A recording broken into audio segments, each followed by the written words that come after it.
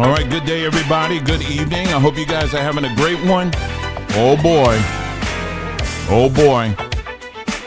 This one tonight, y'all, you're going to want to take your time with this one because I brought a whole lot of receipts for this one.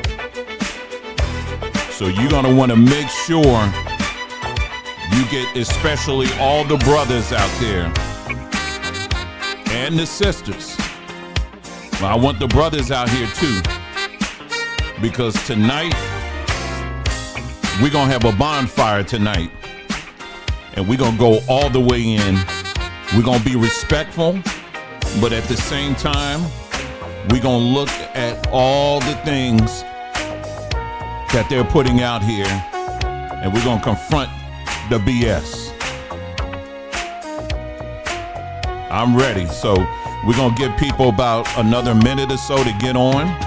And then we're going to get started. This one, I had another video that I was going to post today, but I saw the clip for this one. I saw one little clip and I said, let me clear it out. Let me clear it out. We're gonna deal with this. We're gonna deal with this. So thank you to everybody that's in the chat. Everybody that's coming in, really appreciate each and every one of you guys. And we're gonna go here. I'm still waiting on a little bit. I'm holding my patience, y'all, but I'm telling you right now, I'm ready. I am ready. And because we gonna jump in on this one. That thing fired me up when I saw the clips on that video from that little summit thing that they did. I said, nope. We gonna look at this thing here. Every little thing they say, let me go to their sources and let's present it back to them. Okay? Nothing made up, nothing taken out of context. We're gonna go back to the sources and we're gonna look at the whole thing. All right? So we're gonna do it. All right, I can't wait anymore. I'm sorry. I waited long enough. We're gonna go ahead and get in tonight again. Thank you so much. Listen. If you don't have the time to watch the whole thing this evening as it's playing in live, broadcasting live, that's okay. It will still be here unless they try to take it down or something like that. But this is commentary, so they shouldn't have any issues, and they're trying to reach black men.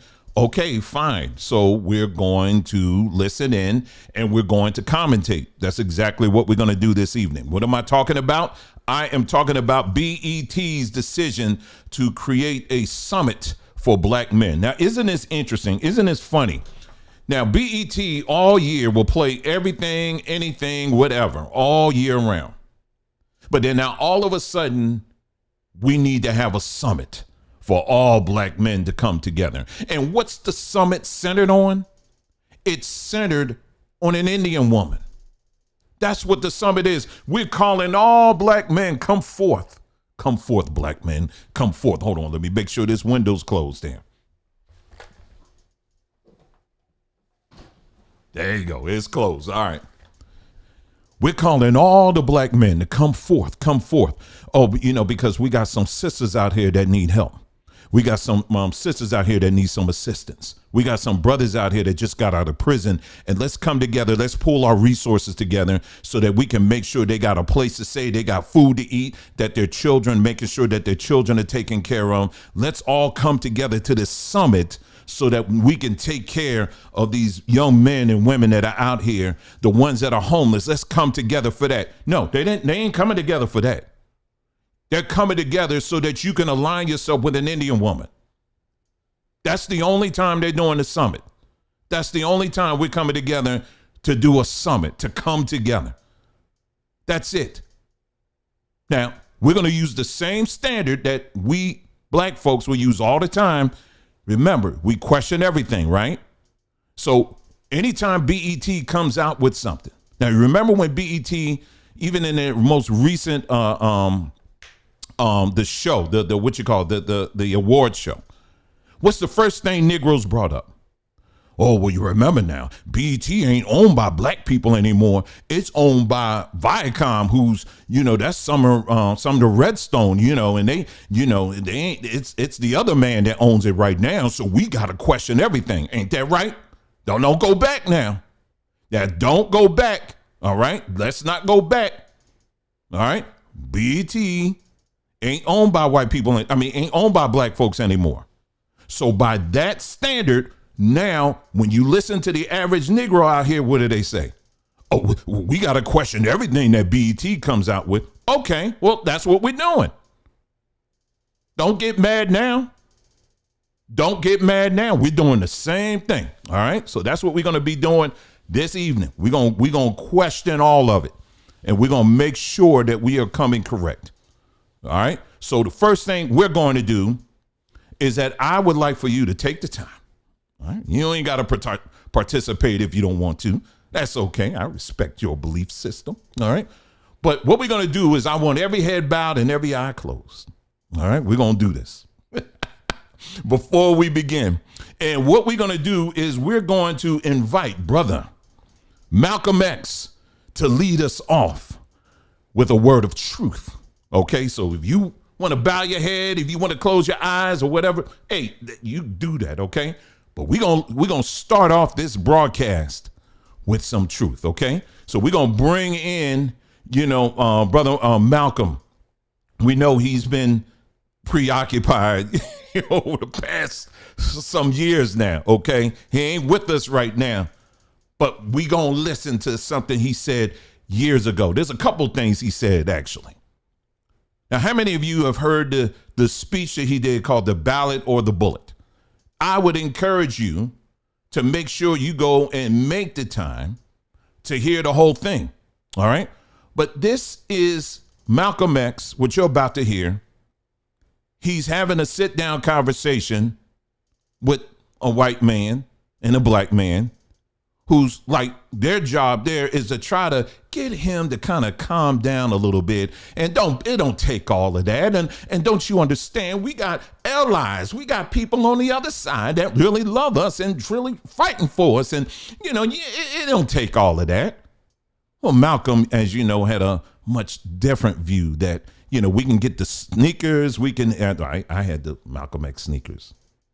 I know that sounds crazy that somebody was fool enough back in the 90s, early 90s to come out Malcolm X sneakers. Who even came up with that? I had them, but we had Malcolm X shirts. We had the Malcolm X glasses. We had everything Malcolm X. And then all of a sudden it takes one Indian woman to throw everything he said out the window.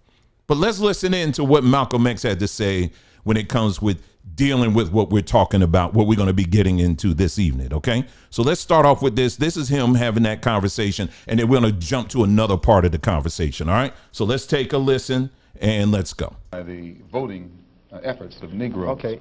I'll be more specific. I would cite Herbert Hill, for example, as a kind of person who has championed Negro job rights, for example. Herbert Hill is the labor secretary for the NAACP. Mm-hmm. And if he was interested in black people, he would prepare a black man with the type of knowledge and understanding of the labor troubles involving black people that would enable a black man to sit in the same position as Secretary of Labor or Labor Secretary in the NAACP. I'm suspicious of whites who join Negroes and always have to be in the lead, who always have to be the head, who always have to be at the top in Negro organizations.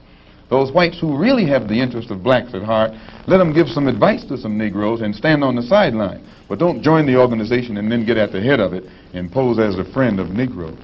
Well, let me stop you there, because guess who was in this this clown show of a meeting that we're going to talk about this evening? The NAACP.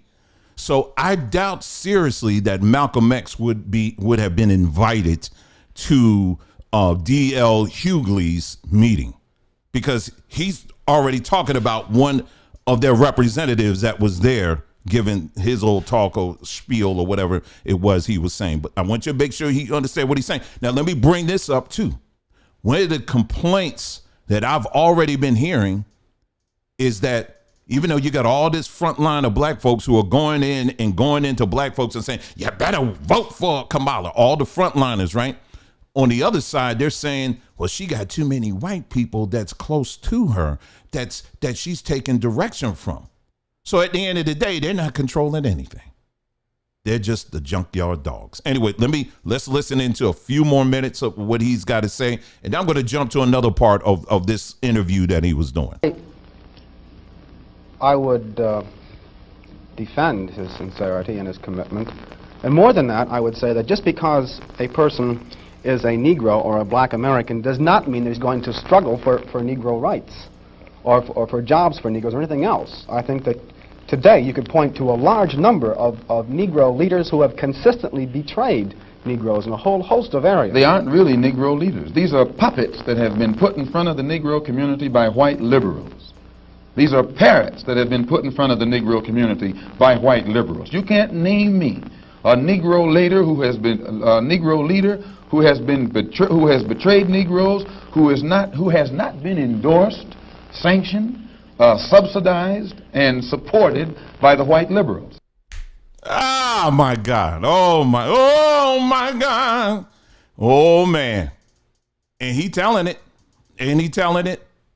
If you think D.L. Hughley is doing this out of his own accord, you better think again. That dude getting broke off. You hear what I'm saying? He's getting broke off by the liberals, white folks. They dumping in a bunch of money. That's why you got all these people coming out of the woodwork, people that nobody even know, talking about the voice actor for the Jetsons. He came out and he is in support of Kamala Harris. You know, the voice actor for Dino on the Flintstones, he came out. It's like, okay, nobody knows any of these people. You know, Amos of Amos and Andy, he came out. I mean, they're naming all these people. The walk-on from Star Wars. You know, we ain't talking about not the movie Star Wars, the Christmas special Star Wars. Yeah, he was the one all the way in the back. He came out for Kamala. They throwing money all around. They trying to create this perception that the entire world is Team Kamala. That's what they're doing. That's why they're getting all these actors and movie stars and stuff out here that's saying all this. Nobody's sitting up and waiting to hear Leonardo DiCaprio's whatever his endorsement, please. Anyway, now here's Malcolm again. All right, 37 seconds. I want you to listen to this part. Many of y'all heard this part. Let me play it. I just told you a little while ago, these leaders that they call leaders, this included Lena Horne, this included Dick Gregory, and this included comedians, comics, trumpet players, baseball players. Show me in the white community where a comedian is a white leader. Show me in the white community where a singer is a white leader, or a dancer or a trumpet player is a white leader. These aren't leaders. These are puppets and clowns that have been set up over the white community and over the black community by the white community and have been made celebrities and usually say exactly what they know that the white man wants to hear. Oh my goodness. All right. He's saying it, and that's why they had to get rid of him. That's why they had to get rid of him. But anyway, so what we're going to do now, so this evening, if you're joining us, thank you so much. Really appreciate it. Tonight, we are going to do a live react of D.L. Hughley's And Men Get Real About What Matters This Election. Black Men Summit. We Vote BET. If any Negro out here today is looking to BET for any life advice on anything, you really need some help. Let me just tell you, you really need some help. BET blew that opportunity years ago. When Johnson left BET, it became a garbage can. It became a total garbage can. And he set it up on his way out to be a garbage can. So ain't nowhere in the world. BET, its only usefulness in the black community, if you sit down and really think about it, is mostly entertainment, followed by entertainment and maybe a little bit of preaching. And then now you got this. BET in of itself is a stereotype. When you sit down and think about it, it's a stereotype. That's all black people think about. We don't cook. We don't build anything. We're not coming up with any kind of scientific innovations. We're not teaching other people about AI and how you get it. We ain't doing any of that. Singing and dancing and showing as much behind as possible. And then we getting all on Twitter. How many times have you seen, and when you're on social media, they're tagging BET on scientific innovations by black people? How many times have you seen that? How many times you seen BET associated on a post that has anything to do with some kind of breakthrough that somebody came out with? How many times have you seen that? But Lord, let it be somebody that got divorced or caught cheating. All of a sudden, BET's all over the place. So how in the world do they believe that somehow as black people, we're going to take a comedian? I want you to look at this picture here. Let me bring this up here. Here they couldn't find anybody else in the black world to lead a discussion on politics than a comedian. They couldn't find anybody else, a comedian, and he's not even funny. D.L. Hughley for me, has never, and I ain't just saying that just because of this, I would listen to him, I'm like, this dude ain't funny. He's literally not funny to me. He's not. And him, and then what's the other guy? Charlemagne the Clown, that's another one. He's not a comedian. I mean, he kind of sort of is, but I sit back and I'm like, how do these Negroes get promoted? Like, I literally don't know. But anyway, so we're going to watch this tonight. All right. We're not going to watch. I'm going to try to watch as much of it as possible. But I just remembered there is something here that I want you to understand, because that audience was stacked. And when I say it was stacked, this wasn't some random people that they just kind of pulled off the street and all of a sudden, you know, they just got them all together and these are just random black men. No, when you go through that crowd audience, there are people that were in that audience that weren't just regular black folks. Okay, here you got one person, they pointed this out. I'm bringing it up on the screen now. You had paid actors in that audience. As soon as I get it up, here it is. Right here. This guy right here. Want to know why you don't hear any pushback from the audience? They were all paid to be there. The dude on the left is an actor. I used to be in a TV show Facebook group with him. This is a guy right here. This dude is an actor. And so put all these pictures of him. He's an actor. They got all these pictures of him. This dude is an actor. So why do you have to get actors and comedians to lead important discussions and topics amongst men? The fact that you have a comedian leading an important discussion with black men, what they are telling you is that you, black man, you are a joke. Here's your comedian. That's what they're telling you.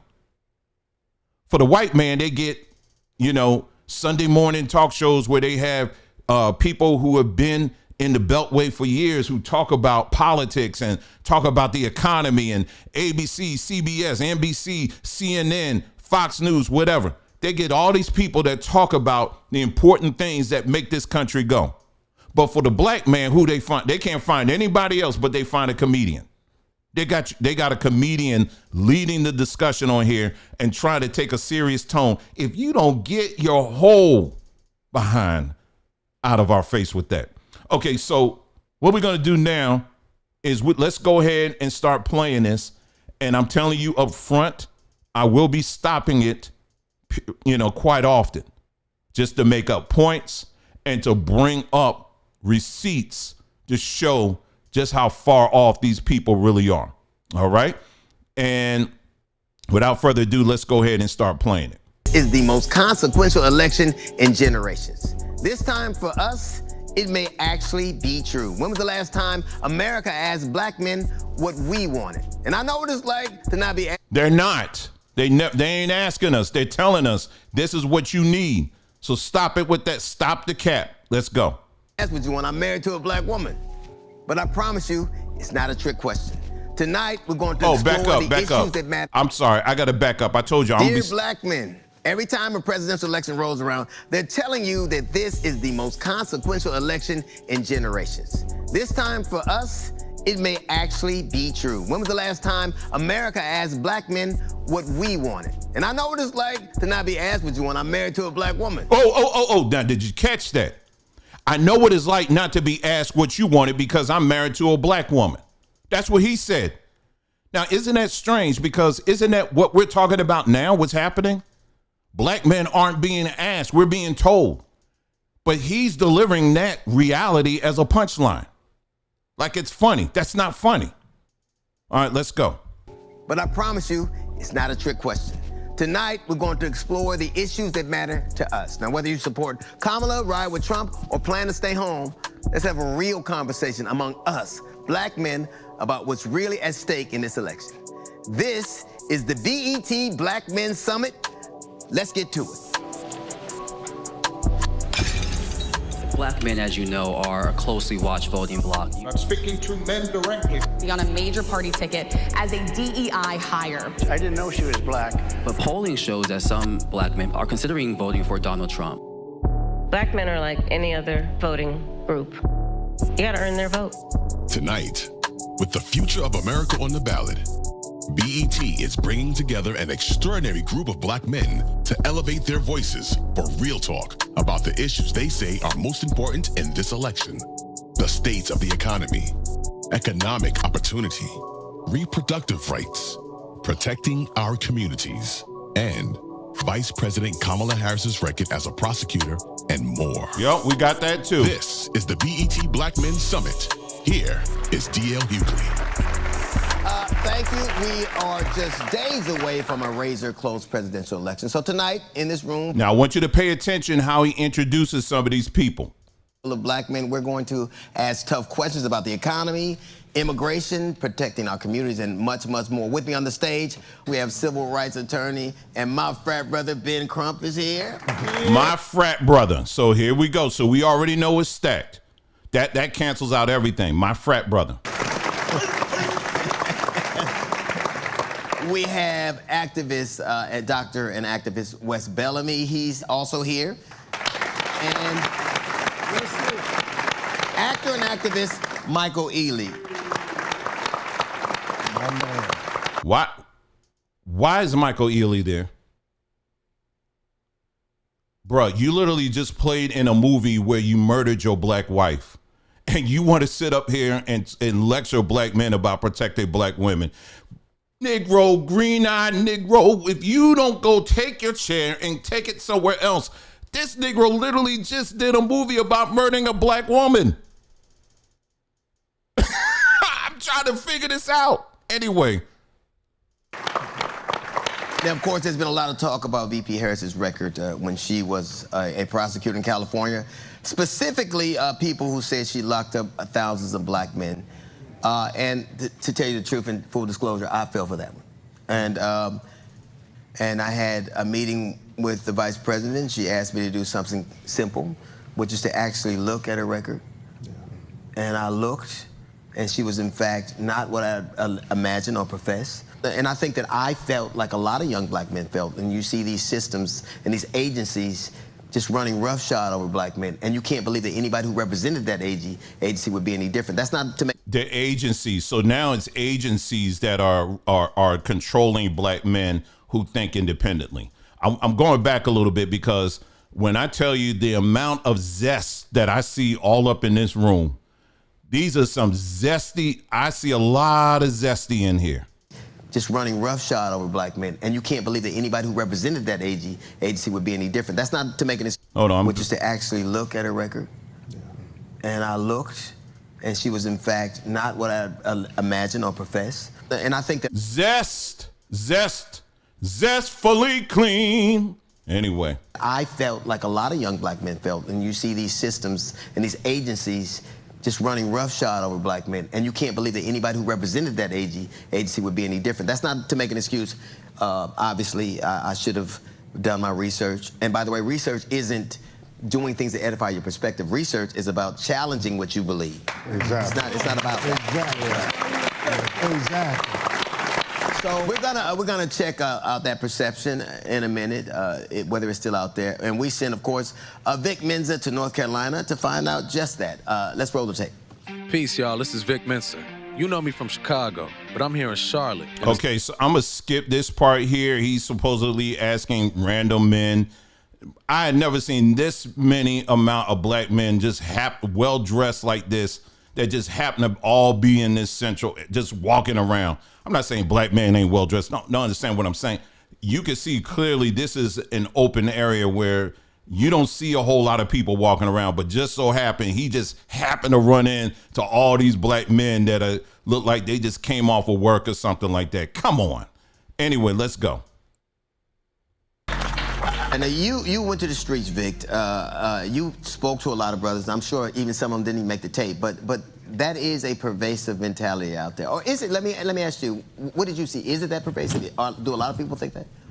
Speaking to black men on the street in North Carolina, many brothers had concerns about Kamala Harris's history as a prosecutor, as did I, being victims of the prison industrial complex. I'm a legal cannabis entrepreneur myself. So when I first heard the figures that she incarcerated thousands of black men for marijuana, I was very skeptical. Now, when you look into the actual numbers, it was 45 men in total that were sentenced for marijuana charges, and that's not specified by race. On the other hand, a main point of conversation is Donald Trump's storied history of racism. And the reality is that you have a candidate here who is supporting ideas of blanket immunity for police. We're going to talk about both of those topics here, okay? We're going to talk about both of those topics because we're going to get the full scope on that.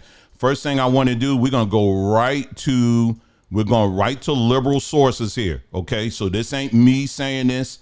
This is right to liberal sources. I got a couple of things here I'm going to share with y'all right quick here. Now, this is from Slate online publication. Slate's been around forever. This was something that they posted back on January the 26th, 2019 at 8 a.m. in case you want to know, all right? And the title of it is, "We Lived Under Her Regime." Kamala Harris claims she's a progressive prosecutor, which has shocked at least one advocate for restorative justice. I'm not going to read the whole thing. I'm just going to go down to the main points here. All right, let me see here.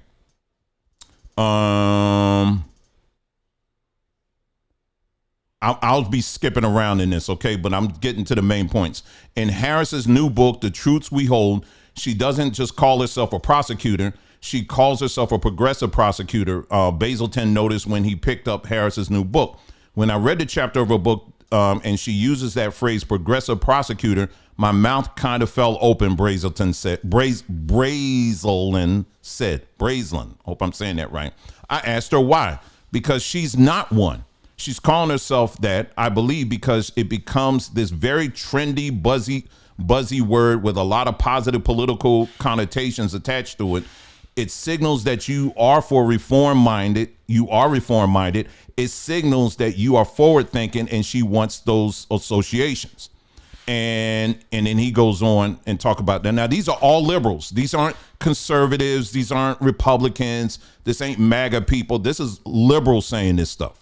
All right. And let's see here. Okay, let me jump down here. Before she was a senator, Kamala Harris got her start as a line prosecutor in the Alameda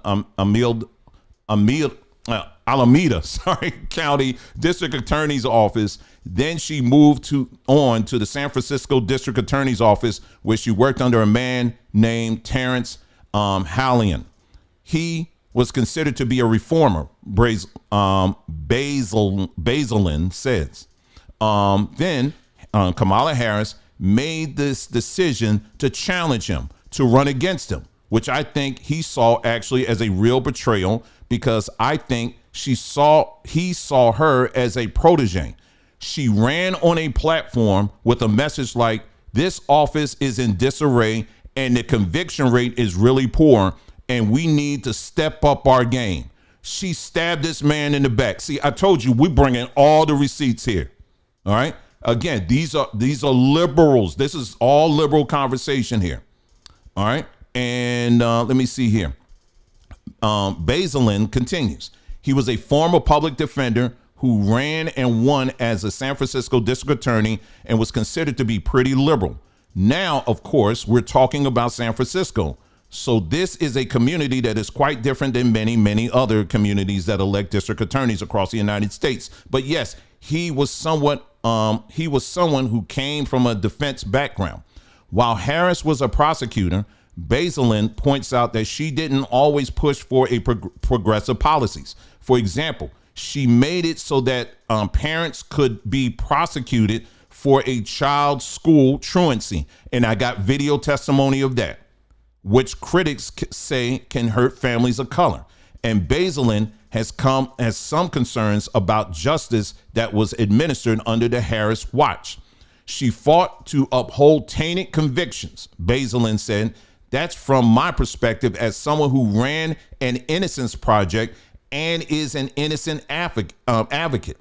There are other cases that bothered me as well, including her real inability to respond in an appropriate way. For example, when there was a big crime lab scandal, and I remember this, in San Francisco in 2010, when she was running for DA's office, 600 cases had to be dismissed. She continues, it became clear as these cases were being litigated that the higher ups in her office were well aware of this corruption of the lab technician whose work was at issue and did not turn that information over to the defense as they were required to do. A judge got quite angry and issued a long ruling sternly rebuking Harris, and her response was to challenge that ruling by arguing that the judge's husband was a defense attorney who had spoken publicly about the importance of disclosures in these kinds of situations, and that therefore the judge was conflicted. So she found a little back door to kind of shut the whole thing down. But that doesn't shut down the truth of the matter is that her office understood, and they knew that you had 600 cases that they're mentioning here that had to be dismissed because the DNA stuff was off. It was tainted. It was off. It had to be thrown out. But she was trying to protect it. Like President Trump has done with judges in the past, Harris made these things personal.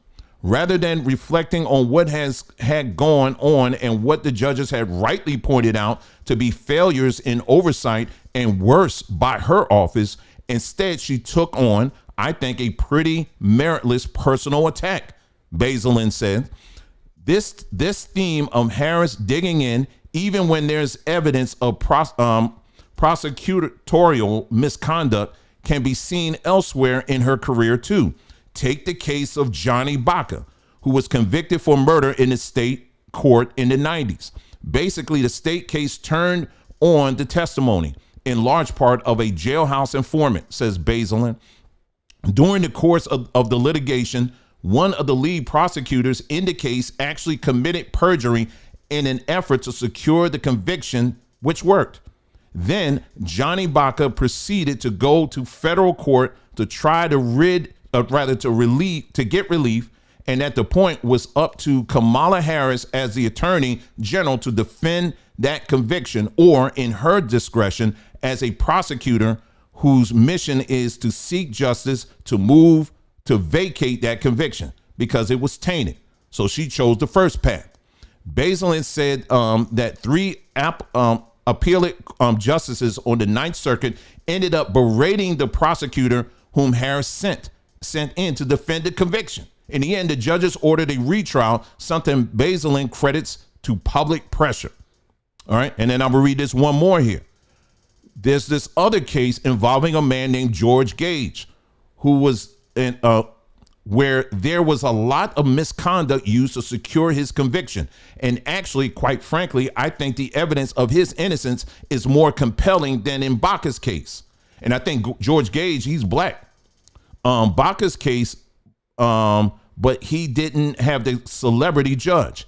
His video didn't go viral, says Bazelin. I really feel like that may have been the difference, because in both cases, the judges made it clear that they expected the line prosecutor to go back and talk to the higher ups in office and to do the right thing. And in one case, she did with Johnny Baca. In the other case, she didn't with George Gage. All right. And then go on. It says that George Gage was a 60-year-old electrician with no criminal record. He entered into a marriage with a woman named Wanda, and the marriage went very wrong. Gage had an extramarital affair, and Wanda divorced him and moved away with their daughter, Miriam. Years later, Miriam brought forward allegations that Gage had sexually abused her when she lived with him as a kid. You see how this works? And because so much time had passed, the only evidence was Miriam's testimony, says Bazelin. George Gage was indicted and tried, and the jury hung the first time. He was offered a plea deal that would have essentially given him time served because he had been incarcerated. He says, "No, I am not a sexual predator." He adamantly insisted that he was innocent. Now, this is a black man, okay? You want to talk about how she doing on this stuff for black men? I'm giving you a story of a black man. Bazelin continues.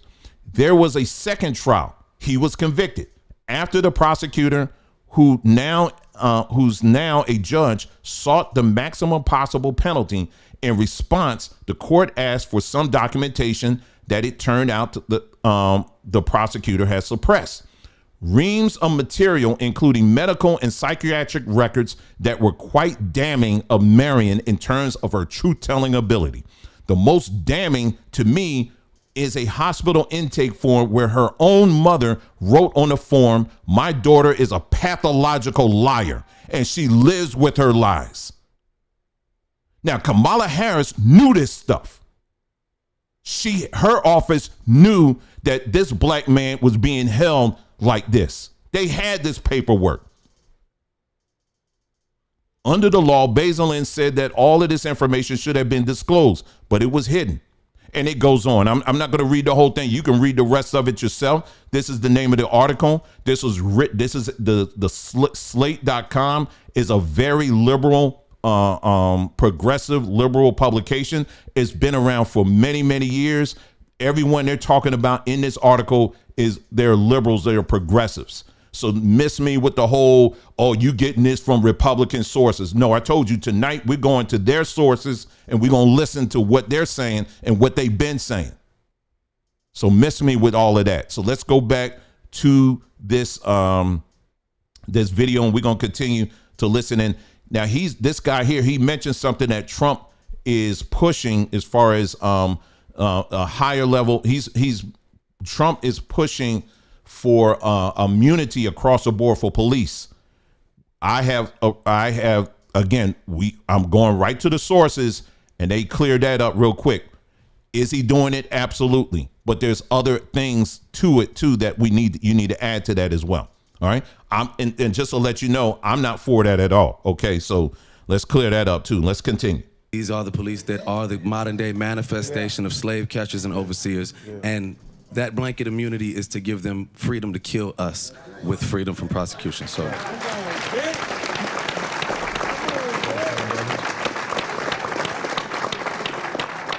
I want to get a quick fact check from the president and CEO, also a frat brother. Also a frat brother. Of the NAACP, Derek Johnson. Now, Brother Johnson, I'm not a conspiracy theorist. I'm not as dumb as I think I am sometimes. Yeah, you are. Why was I so susceptible to it? Why did I believe something that caused such harm? Even now, some of the things they're saying, I'm sure I had a hand in. I mean, fear is the most powerful motivator. It either paralyzes us or... This is NAACP lecturing us about fear, okay? Now remember, Malcolm X, he laid NAACP out. He laid them out, and here they are front and center. Tells us that law enforcement against black men has been a long-standing fear from slavery forward. And so when you can tap into that vein and you can hear something that could have a kernel of truth, she was a state prosecutor. She was a local prosecutor. The corner of truth of she are lining up with police officers who were not in our best interest, that's easy to accept as a reality. The concept of progressive prosecutors really came into being around 2015. And when more progressive prosecutors started getting elected across the country, we began to see more reforms locally. And she was a part of a lot of those conversations. California today is not California in 1992 when NWA was saying F the police. Yeah. We are in a new reality now. Right. And So NAACP is lecturing us about fear and the power and how people can use it and all that. But the NAACP for years, from day one, they have a magazine. You know what the title of that magazine is? Crisis. Crisis Magazine. Who in the world would name their magazine Crisis? Would anybody go to a magazine called Crisis to get any help or inspiration? NAACP has always been about fear, generating fear in the black community. Always. But here he wants to flip it and try to make it seem like everybody else doing it. No, nigga, you are right in the middle of it in your organization. That's all y'all do. Thanks.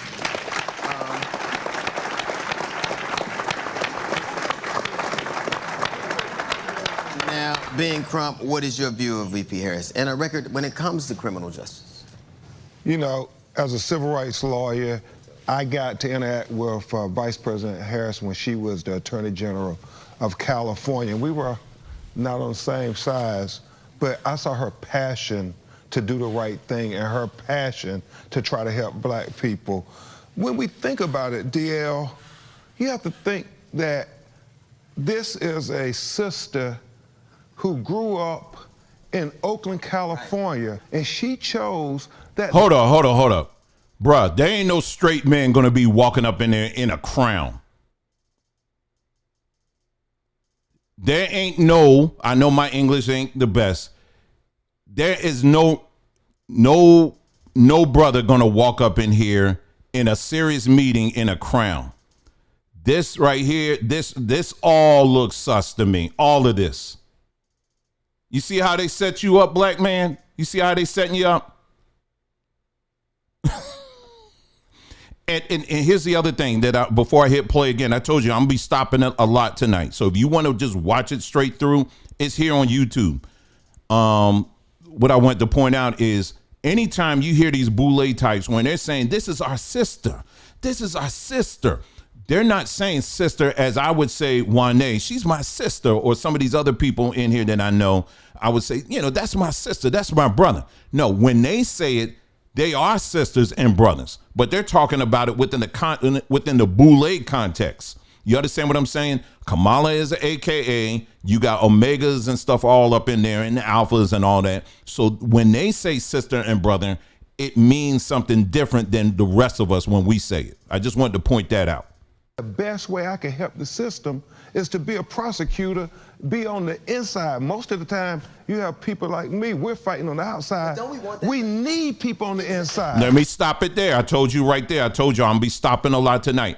So let's smash this whole nonsense about we need people on the inside. Okay, so let's look at that. Let me pull up some things here about we need people on the inside. Okay, let me give you just a few examples here. Okay, let's go ahead and pull it up. I told you tonight I'm not playing. All right. Jaw-dropping corruption of Minneapolis taxpayer-backed defund the police department. A city council department in Minnesota is under fire after its director argued for a nearly $1 million contract to be awarded to a nonprofit owned by the sister of one of its staff members. This is the woman right here. She took taxpayer money from black people and then she was moving it to her family. She was doing this with taxpayer money and moving it within the family. Oh, we need people on the inside? Let's go and let's move on here. How about this person here? Bay Area School District splurged $315,000 on chakra cleaner while forcing teachers to sweep their own floors and deal with cockroach infestation. I told you tonight I'm not playing. Here's another person right here. You see, this is her right here, taking money from hardworking individuals who were putting this money so that they can have a piece of school. And what did she do with that money? She took that money so she can go clean some chakras. Okay, so we need people on the inside, right? Oh, let me go to this person here. New York assistant DA quits after being caught by pedophile hunters trying to meet a 13-year-old boy. Now, this is another person. I don't know who this dude, I don't know where he comes from, that the head shape. tells me he might be from somewhere, don't know. But again, in the DEI construct, in all the other constructs, he will be considered a black man. But here you got 3 examples. I could give many more. I got another one coming up of individuals who come under the cloud, under the umbrella of being black, and this is what they're doing. Ladies and gentlemen, what I'm trying to tell you this evening is that it's a bunch of bunk for anybody to sit up here and to assume that just because someone is black, that somehow they have your best interests at heart. This is the number one thing that has been shooting ourselves in our own foot over and over again. I'm not saying all black people are bad. I'm not saying all black people who serve in public office is bad. But what I am saying is that there was a lot of checks and balances that were missed because too many black folks were bought in to the skin tone of these people. Here you got a person here that was going to meet a 13-year-old. You can't tell me that just came out of the blue. Somebody knew about this dude. Here's another example. Glamorous Atlanta prosecutor is jailed for stealing $15 million of COVID funds and using the cash to buy diamond rings and a Rolls Royce. Another woman. This is in Atlanta. We need people on the inside. Oh, let me go on. Here we got another one. Y'all know this person, Democratic Mayor Haynard, accused of launching police raids against businesses that won't pay the Queen's ransom. I can go on and on and on. So this nonsense that we need, if you think for one moment, now every example I gave you are black people. Indiana Jane, better known as Kamala, she ain't black. So how is she a person that's for us on the inside? Anyway, let's go. That's to your point. I think we put prosecutors, black prosecutors, who we elect a lot, in an untenable position. We want them to be protectors of the community, which that's the gig, that's the profession. You work with her.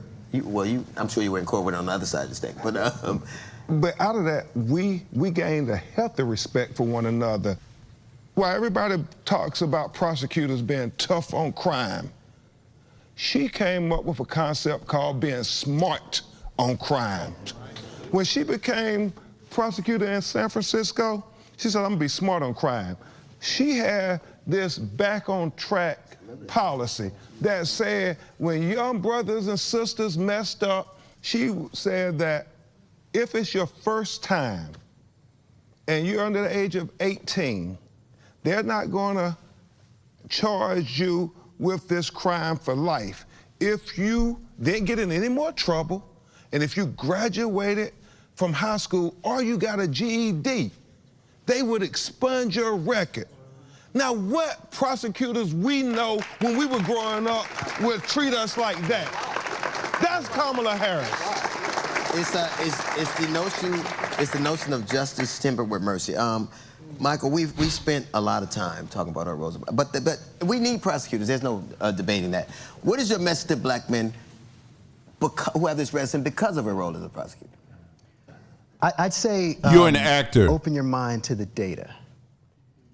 It'll make. Bruh, you are an actor.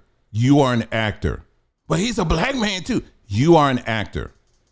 So we cannot trust what you have to say on these important issues. You are paid to say whatever the script is that's being put before you. That's why when people who are actors and they walk down the street, a lot of times when people see them, they're not like, hey, Michael, how you doing? No, they call him by the last role that he played.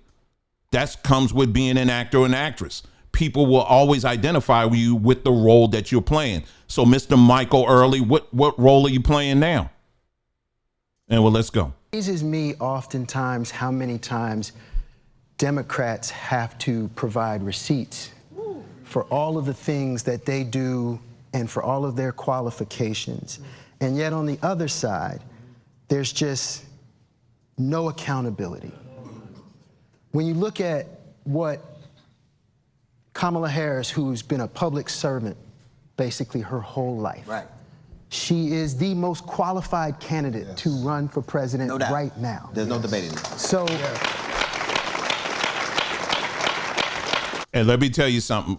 Two things. Number one, as they keep going back and forth to the crowd, A lot of these faces I'm recognizing, these aren't just regular black men. I'm gonna tell you right now, probably all these black men were probably part of that 100, whatever that was, that, you know, a million black men for Kamala when they got together on Zoom and they raised up that money or whatever. That's where probably a lot of these people came from. These aren't just regular run-of-the-mill black folks, okay? And the fact that they're sitting up there applauding that, yeah, that doesn't match the black people I know and the black people that you know. That ain't, it's total opposite on the streets. Let's go. We can sit here and debate on, you know, what her record was as a prosecutor. But like you were saying earlier, let's talk about Trump's record. Let's talk about his record. What has he done to be qualified to be in this position? Let's stop here for a second. What has Trump done to be qualified in this position? Let me think for a second. He was already president. Kamala became vice president because she was pushed to be there. She was not elected. She was selected to be a vice president. She wasn't elected to be vice president. She was selected to be that. Trump this is his third roadshow in trying to run for president. The first time he was successful. Kamala has never been president. So the whole qualification stuff, regardless of his track record and what he did and what he didn't do, he already was in that position. So let's just keep it a full buck on that. Kamala is the one that question should be, people need to continue to ask that, because she's never been president. He got some dope tennis shoes. You seen him, man? Come on now. You know, that's the thing that, like, you know, we never seem to, like, hold him and his administration, who has more felonies and indictments than any other administration in the history of politics. And yet we worried about her being a prosecutor. You know, he'll sit and go, I'm gonna be tough on crime. I'm like, don't you got a court date next month? That's crazy. You're gonna be tough on crime after you meet with your probation officer. Oh, there it is. There it is. Exactly. Yeah, and Letitia James, that whole court case, you do know that they're very close to throwing that entire case out. Letitia James losing the war against Donald Trump, legal analyst. I can go through this whole article, but I'm trying to, get to the main points here this evening. But I believe it was the state Supreme Court, they took a look at her case and they're saying, what is this even about? There was this one guy that's in her office. They caught him recorded saying that this case is a bunch of bunk. This is someone in her own office. This is someone in her own office that was recorded even saying that. This is right here. Y'all, again, this is Newsweek. Okay, so I'm not going, again, these aren't Republican, these aren't conservative sources. This was posted September 29th this year. So all of that smoke that she brought, all that big drama stuff, they said, the analysts, what they're saying, it is going to almost end up, if this keeps going at this rate, she's going to end up having to return his money. All that money, the millions of dollars he had to put up. They said the angle that this is going right now, because once the state Supreme Court, they took a look at it, they said, what is this? What are you trying to do here? I'm saying, if you're going to bring that stuff up, make sure you bring all of it up. That's all I'm saying. And not the rhetoric that you talking about, D.L. Hughley. Well, I fell for that. Well, you falling for this too. Up next, we got crime, gun violence, and protecting our communities. That is okay. They're locking people up for selling weed. Right. These. Why is he here? Why is he here? Why is this dude here? Okay, let me just set it up and then I'll play it. Okay, so. Hey, wait. Let me just let it play here for a second. Hold on. Let me just play. Hold on. As soon as I hit the play button here. Hold on. Why is this dude here? Jermaine Dupri. I'm going to walk you through very quickly why he's there. Now, there was about a little over a month ago, Jermaine Dupri, he posted some lame behind posts about Kamala, something like that. I forgot what it was all about, but it was very lame. And I remember when I saw it, I said, this is very lame, and they're going to tear him up over this. And sure enough, that's what happened. And then the next thing you know, they sent people like D.L. Hughley and others to have to come to Kamala meeting with him. And then all of a sudden, he's the whole like, I didn't know. I'm glad somebody showed me because I sure didn't know any of that. He was a plant in this whole time. And now they got, so Jermaine Dupri went from posting something on social media that was very lame, that was also very inaccurate, to now all of a sudden you're on a panel telling people this is why you need to vote for Kamala. He went from that to that. This is a plant. For many of you guys who are familiar with some of the old camp meetings, like in churches and all that, what they used to do, that's what they would do. They would get somebody, they said, okay, now we're going to give you $250. We want you to come in there with a wheelchair, and then the preacher going to lay hands on you. You're going to get healed, and then you're going to come up and give your testimony. This is the same thing, y'all. Nothing has changed. Let's continue. I said, let's continue. Hold on. I got to hold on. Not restart. Hold on. It was locked up. Hold on. Okay, I got to refresh it. Hold on. I'm at 12:04. Let's see if it comes back up here.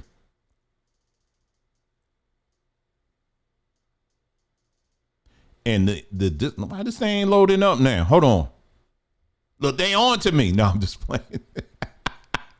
It ain't coming up. Hold on. Let me see.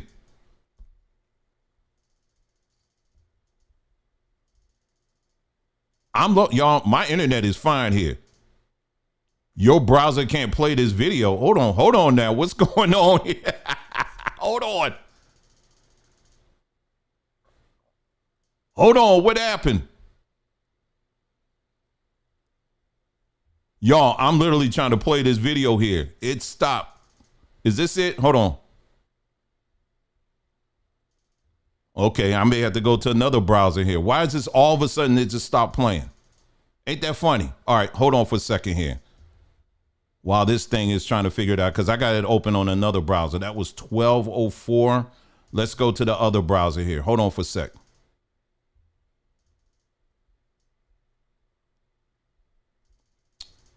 All right, let me see. Election in generations. All right, let's see.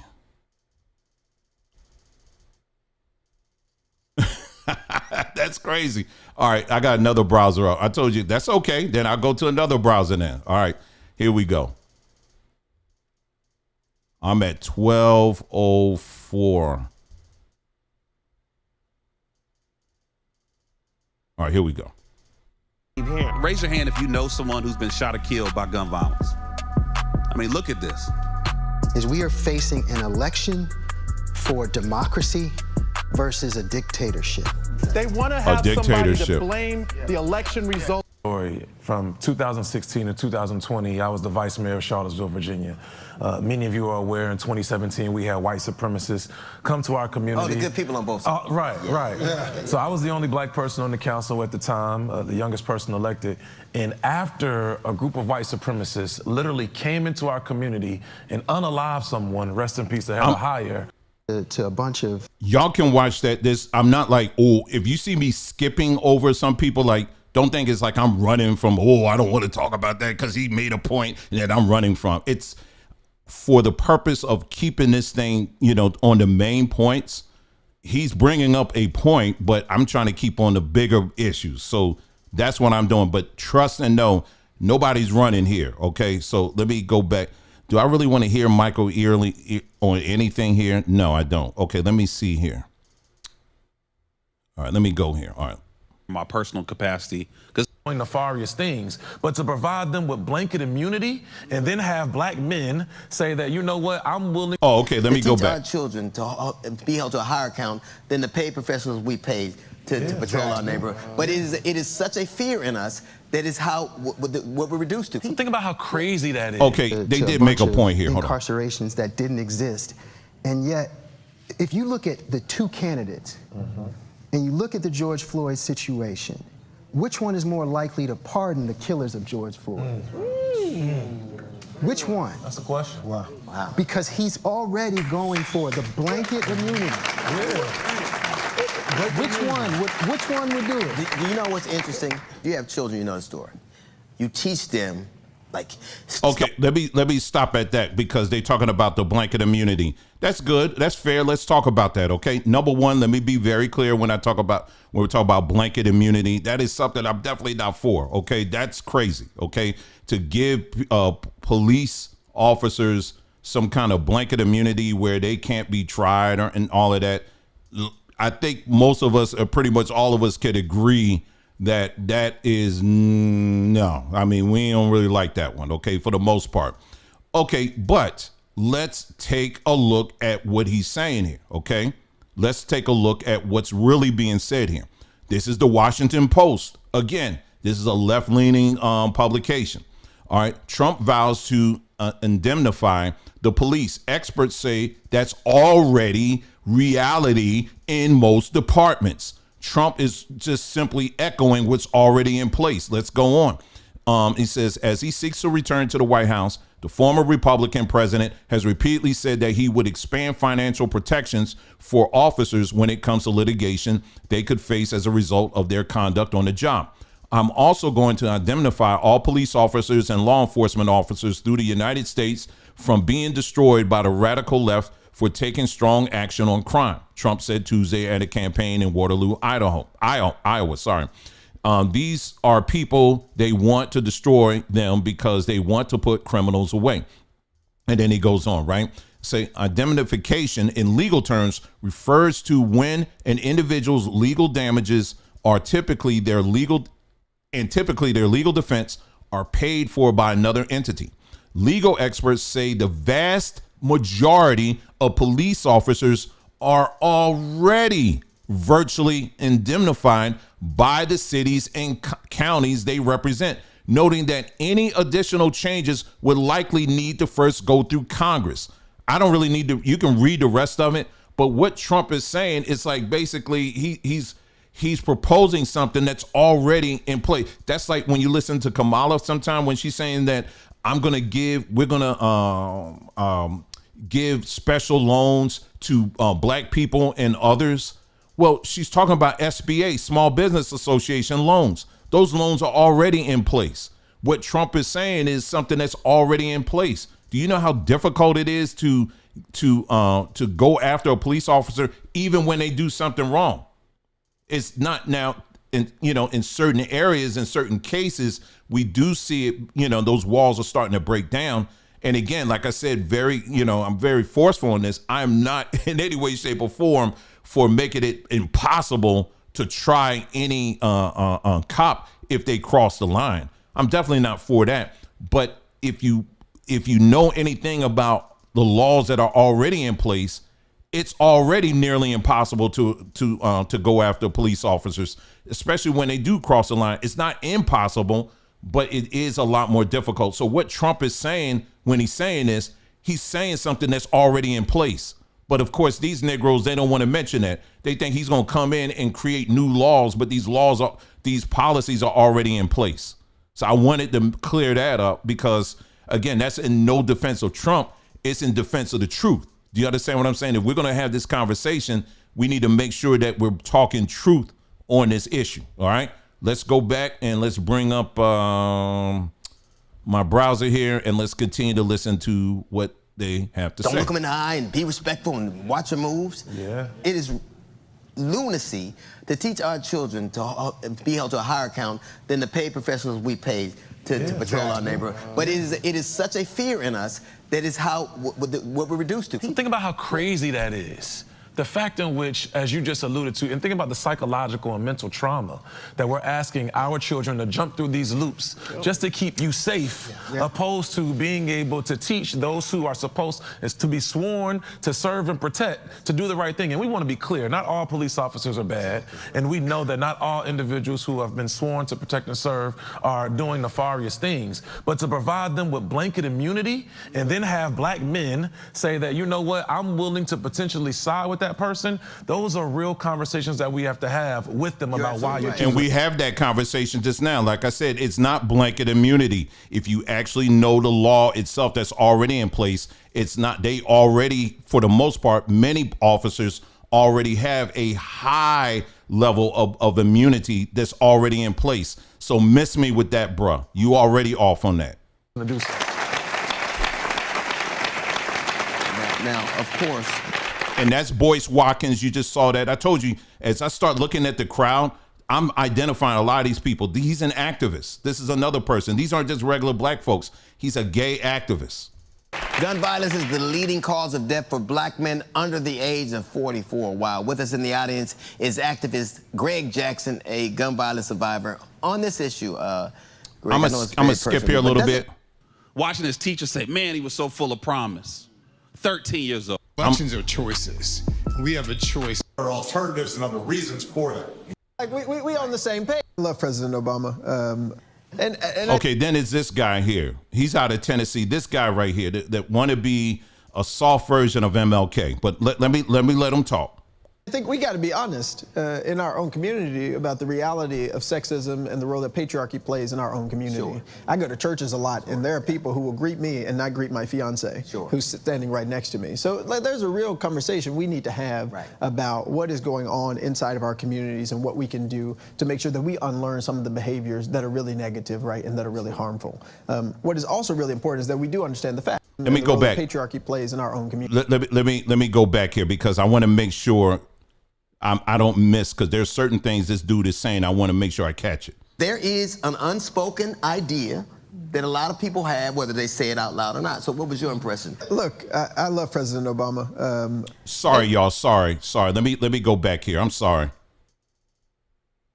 Because they're saying certain things I want to catch. Okay, all right, we are here now with Tennessee State Representative Justin J. Pearson, Ben Crump, and Michael Ely. So they're joining us on the panel. As a nation, we've never had a female leader, never. Right. So there is an unspoken idea that a lot of people have, whether they say it out loud or not. So what was your impression? Look, I love President Obama. And I think we got to be honest in our own community about the reality of sexism and the role that patriarchy plays in our own community. Sure. I go to so he getting into this patriarchy. Okay, stop, Dwayne. Let him talk. Churches a lot, and there are people who will greet me and not greet my fiance, who's standing right next to me. So there's a real conversation. So he's saying he goes into a church. That's a church problem. He said they'll greet him, but they won't greet his fiance. Bro, what church you going to? That's a church problem. That's a church problem. And the thing is, the demographic that you're talking about that will greet you but not greet your fiance, that demographic is 100% locked in to vote for Kamala. So if you want to take that issue, why they will greet you but not your fiance, you need to go talk to them as Kamala supporters. You got to go to them, because in the real world, nobody thinks that way. That's you. We need to have about what is going on inside of our communities and what we can do to make sure that we unlearn some of the behaviors that are really negative, right, and that are really harmful. What is also really important is that we do understand the facts. An overwhelming majority of black men are voting for Vice President Kamala Harris to be President of the United States. Right? 80% of us. So, you know, the truth is, that's not even a fact, because the elections didn't even take place yet. So anyway. You got that one uncle that you need to talk to. Right. But the majority of us, we good. Right. Like we on the same page. But there is some work that we are going to have to do as a community to figure out what are the qualms, what are the issues, what are the problems that 20% or so of black folks who a few years ago were voting Democratic and all that are having. And I will say this about Donald. In our country, our socialization has taught us to praise people with a lot of money. Yeah. Our socialization has taught us to praise people who are famous. Right. Our socialization has taught us to praise people who can get a lot of women and can say what they want and do what they want and have said, hey, that's the image of a real man. That's the image of a strong person. That's the image of a real leader who can just fire people at will. Now he's running for president. And a lot of people are like, wait, no. Wait a minute, didn't Kamala, they said that she had over a 50%, if not more, turnover? I think it was more than that. Someone could give me the actual number. Didn't she have a very high, most of her office left. They had a high turnover in her office because they were basically like, we can't work for this woman. And let's stop pretending that Obama somehow he's a poor, lowly soldier that just kind of got up to where he was. No, Obama got money. Okay, he's in Martha's Vineyard. So let miss me with all the Democrats. They're very poor, and we got. Come on. And let me just say this too: for those, if you're brand new here, welcome. I'm glad that you're here. I'm glad that you're here. But I want to get something very straight with you. I am not here to get you to vote for Trump. All right. I am not here certainly to get you to vote for Kamala. What I am here is to get you to confront this barrage that has been coming hard against black men, but the black community in general, with all of these lies about why we got to stay on one particular side of the aisle. That's what I'm here for. What you walk away with, that's up to you. You understand what I'm saying? But make sure you walk away with some truth. And what these clowns are putting up here ain't it. All right. That's what we're confronting. So I want to be clear with that. All right. There's not, you got to choose one or the other. I don't operate like that. I tell people all the time, listen, you should vote, but you have options. You don't have to vote for Democrats. You don't have to vote for Republicans. You can't, there are other options that are out there. Investigate them, look them out. But it's not really about voting for them as well. It's also voting. You got all these ballot initiatives that are very important that do impact you, and your voice can be heard on those. So yes, you should vote, but nobody on this platform is going to tell you if you don't vote this way or that way, that your ancestors are going to rise from the dead and stab you in the neck. I'm not telling you that. No, you should investigate this, and you should take voting seriously. Okay. I mean, if you want to sit out of it, that's your choice. Nobody here on this side is going to sit up here and tell you that, that if you demonize you, if you choose not to vote, that's you. That's you. That's your choice. I thought that's what it was all about. Choice. That's your choice. You understand? So I'm just here, we're laying it out, and what you do is what you do. All right, let's go. No, that's not it anymore. Right. But years of socialization have taught us that actually that is the image that America has put forward as the image of what you want to be, of the person that you want to lead. So it isn't just a black issue. We got a nationwide issue about the perception of hypermasculinity masquerading as leadership, when in fact it was our mamas and our grandmamas and our great-grandmamas who got us here. So this whole dude just canceled out all the grandfathers and the men and all of that took part in that too. See, let me just say this too. I told you I'm gonna be stopping tonight. I'm revved up. If you can't tell, let me just say this too. Listen, number one, we make it very clear on this platform. We love and appreciate and cherish our women. We make it. If I wasn't doing that in this house, I would be a hypocrite. Okay, I've been happily in love and married to one woman for over 25 years. Okay. And I have my wife, I have my daughter, I have my mother, and all of that. Love them dearly. But I'm not going to sit up here and ignore the impact and the input of not just my father, but the other men that took part in that too. It wasn't just women that raised me.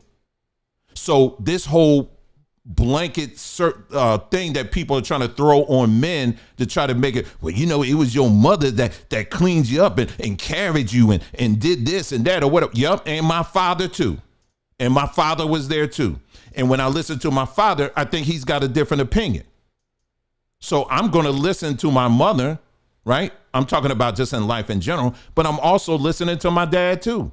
Or whatever, strong male figure or positive male figure that I have in my life. So men, let me tell you something. Don't fall for this mess. Yes, we love, cherish, and honor good women that are in our lives, but not all women. Just like I'm not going to love, cherish, and protect the men in my life, because there's some men that have been that have come in my life that are nothing but a bunch of ass clowns. I'm not honoring them, and I will let them know. No, you don't cross this space, okay? Because you're not qualified. And I'd say same thing with some of the women. I deal with it all the time. Sometime in the chat, in the comment section, well, they try to posture themselves. Well, I'm older than you, and and see, that was before your time and all this stuff. I'm like, yeah, okay, all right, okay, I respect them, but you ain't gonna just talk me down on me. You ain't gonna do that. You understand what I'm saying?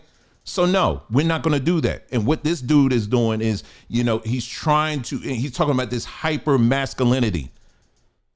Not patriots. What's the word I'm looking for? He's talking about how paternalism, this whole, like, he's using these terminologies that came from white feminism. White feminism, they threw this hyper masculinity stuff out here. That black men, we just hold. That's what what's her name? Michelle Obama. She tried to throw that around, talking about black men. If we don't vote for Kamala, we're subjecting our women to our rage. That's what she said. So I'm enraged if I don't vote for Kamala. And this is what this Mr. Softy wanna promote. Anyway, let me go back. Let me go and. Well, I tell you, I'm telling you, and the fro, baby. And the fro, baby.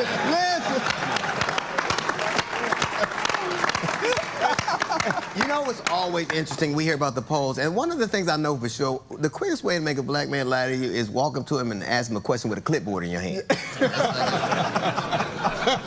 So, I mean, it's ridiculous, and what I refuse to do is to let, mainstream polling operations tell me what men I'm with every day think. Yeah. I refuse to believe that. Hey, you know what's deep, DL? We talked the NAACP and Urban League, Reverend Al, and them a lot. Isn't it just profound at this moment in time that black men votes are coveted so much? Yes. I mean, I've never seen that in my life. And I think that's something, when I saw that Obama piece, I thought about how everybody is trying to get our vote. But power concedes nothing without a demand. And I honestly believe this is one of the first time nationally, collectively, we decided we want to hear you, but there are things we have to have for that. Right. It's transactional, which politics is supposed to be, right? Exactly. What was your reaction when you heard President Obama say that? Well, there are some men who don't want to vote for a woman. Sure. See, there you go. See, he had to think about that for a moment. Because, see, he didn't want to get that phone call like Wendell Pierce did. You remember we talked about that? The actor Wendell Pierce, he said it with his full chest. He went on CNN and was like, oh, nah, that ain't it, Obama. And then he got that phone call from Obama, and then all of a sudden, Wendell Pierce, he got up there, he done changed his tune. And here come Michael Early. Well, there's somebody leaving himself out of it. I'd be cutting folk. Anyway, let's. The founders of Project 2025 really don't want a woman as president. Right. And their women don't want a woman as president. Sure. That is not being held to the same standard. If, in fact, you are one of those individuals who believe that a woman should not be president, speak on it. So, like, if you're masking your sexism with, she locked up a whole bunch of black men. Well, that's already been debunked. So what is it? Or she's not black. Yeah. So what is it? What is it that's really, just speak on it. Let me speak on it, Green Eyes. Okay, let me speak on it right now. There is no strong, able-bodied, straight man that I have met in my life. I'm 54 years old, okay, who has an issue with having an able-bodied, fully capable woman in charge of anything. I've never met that. The only demographic within the black demographic that I have come across that will have something to say about a woman being in charge, and even in that demographic, it's very small, are black men who tend to be on the older end of the bracket. But that demographic is already locked in for Kamala. Do you understand what I'm saying? So these Negroes are getting up here. You're projecting what you see in the demographic that's already locked in for Kamala, and you're projecting that on the rest of us black men who don't have an issue with that. I don't have an issue with a woman being in charge of anything. But I'm going to look at her record just like I look at anybody else's record. But this whole nonsense that somehow it's just an internal thing. It's a cultural thing that we just don't like. No, change that W upside down. It ain't we, it's me, which is you. You understand what I'm saying? Because I don't have an issue like that. And there are many black men that are out here that are just like that. We don't have an issue. Most black men don't have an issue with that. None. Ain't got no issue with just because she's a woman, she don't need to be or whatever. Ain't got no issue with that. You want to know who has an issue with women being in charge? It ain't black men. All you got to do is go on social media, baby. It's other women. You ever see how women will tear each other down if one gets too high? Huh? You ever see that? Or let me take you back even further. For those that you got a slight case of amnesia, do you remember when Michelle Obama first came on the scene? Oh, I'm not talking about when her husband was elected. I'm talking about when her husband officially he announced that he was running for president. Do you want to know who it was that was going after Michelle Obama because her hair wasn't straight and her clothes were very plain? You want to know who was tearing her down then? It was other black women. See, I don't suffer from amnesia. I remember that. Or how about the black gymnasts? We've talked about that. The different black gymnasts who have done very well. And we're very proud and we love seeing them do their thing. You want to know who tears them down? It ain't black men. It's black women. So, Mr. Early, you might want to take that convo to the demographic that's already locked in for Kamala, because they're the ones that got the issue. It ain't black men, it's them. So stop projecting the nonsense on black men, because that is not rooted in any kind of truth whatsoever. Now, Ben, we can't have a convo about sexism or any other kind of ism without talking about the way some black men see the LGBTQ plus community. Oh, here we go. They see it as getting more attention than some of the concerns of black men. Man, that is something you hear constantly. So, Ben, what do you think? I mean, it's not like I'm, yeah, well, speaking out of school. Everything has to be taken in context. Here we go. When you think about civil rights, here we go. We must remember that if they can discriminate against them, here we go. It makes it easier to discriminate against us.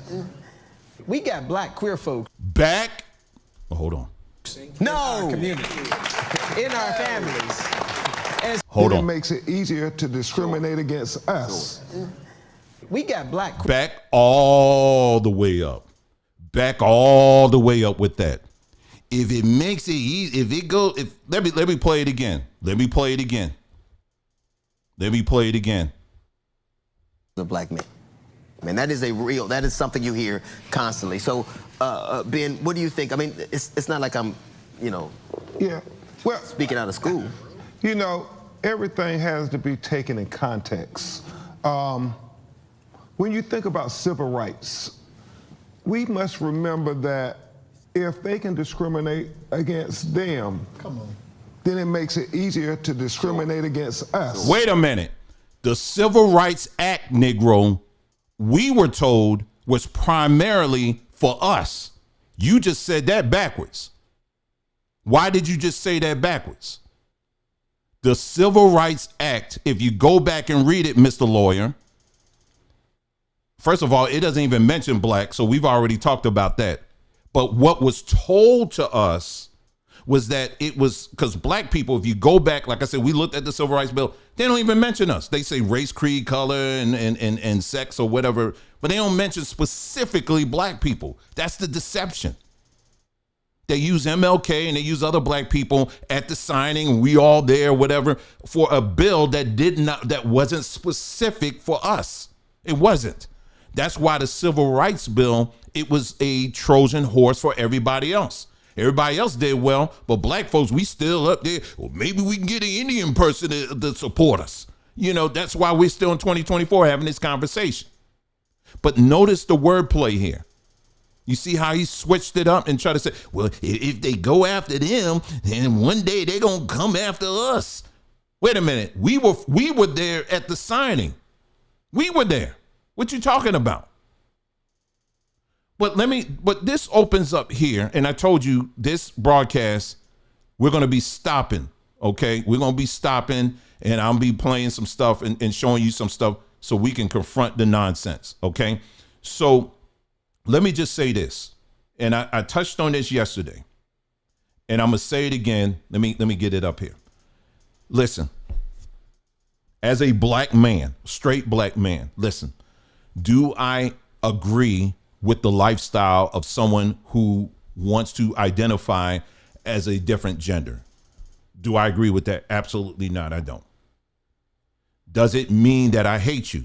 No, it doesn't. I don't, because I don't know you to hate you. Do you understand what I'm saying? So if I'm out and about and I see two men walking, holding hands, doing their thing, I don't care what you do. I don't sit back and think about what you're doing in the bedroom and how you get down and how you do go in. And I don't care. I literally don't care. You're none of my concern. I say that about straight people too. When I go out to the store or a grocery store or go to the park or wherever, I'm not thinking about every person that passes me. The first thing that comes to my mind is, ooh, I wonder what they do when the lights go out. I don't care about that. If I go get my car fixed and the mechanic happens to be gay, do you think I don't freak out like, oh my goodness, all I care about is, can this person fix my car? If the mechanic is a man with a dress on, do I care he got a dress on? I don't care, okay? Now, where it does cross the line for me is that if this person is like, listen, I'm not gonna fix your car until you address me as a she, then I would say, okay, give me my keys back. You can call yourself whatever you want and let me go down the street, because I'm not doing that. You are violating my personal belief system. Do you understand what I'm saying? But other than that, I don't care what you do. You understand what I'm saying? And then I go about my business. Okay? Now, in my convictions, why is it that I don't agree with it? Well, it's quite simple. Because two men can't create a child. We are created, when you look at all of nature, our main focus is to procreate. And all you have to do is look at nature. Everything procreates. Everything does. All right? Everything does. That's what we're here for. I did a debate with someone that it was a smaller Washington, D.C. paper. This was years ago, with a person who's a lesbian, a white woman. She was a lesbian. We did an open debate and we talked about this, and I really got deep with it. I talked about, when people of this, when they choose that lifestyle, the risk of what you can contract and all that, it goes up. I'm not saying that heterosexuals can't contract diseases, but by and large, you ask any medical person, they will tell you, if you start engaging in certain risky sexual behaviors, the chances of you contracting different diseases and stuff, it goes up. It goes up. Any medical person will tell you that. Okay, don't take my word for it. It goes up. So if I'm engaging in something where it's more of a risk, what should that tell you? That's your body telling you, well, maybe you shouldn't do that. Maybe you shouldn't go in the back door. Okay, I know I'm talking to some adults here. Maybe you shouldn't be ingesting crap in your mouth. Maybe you shouldn't be doing that. That's bacteria that you're ingesting. Do you understand what I'm saying? So as a man, it's our responsibility, and I'm talking a straight black man, our responsibility is to protect the family, the man, the woman, and the child from any type of influences that would break that up, so that will come in and bring that kind of stuff in. You understand what I'm saying? It's our job to do that. So this is why you will have men that will politely, as I'm doing right now, explain and break down, this is why I wouldn't let this in.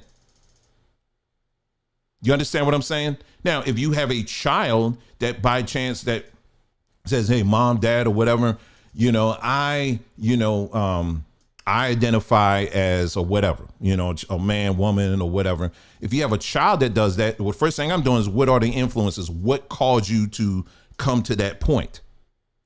And there are many cases, not all, but the overwhelming majority of cases, if you're honest, in many of these cases, it stems from some type of abuse. Nobody wants to talk about that.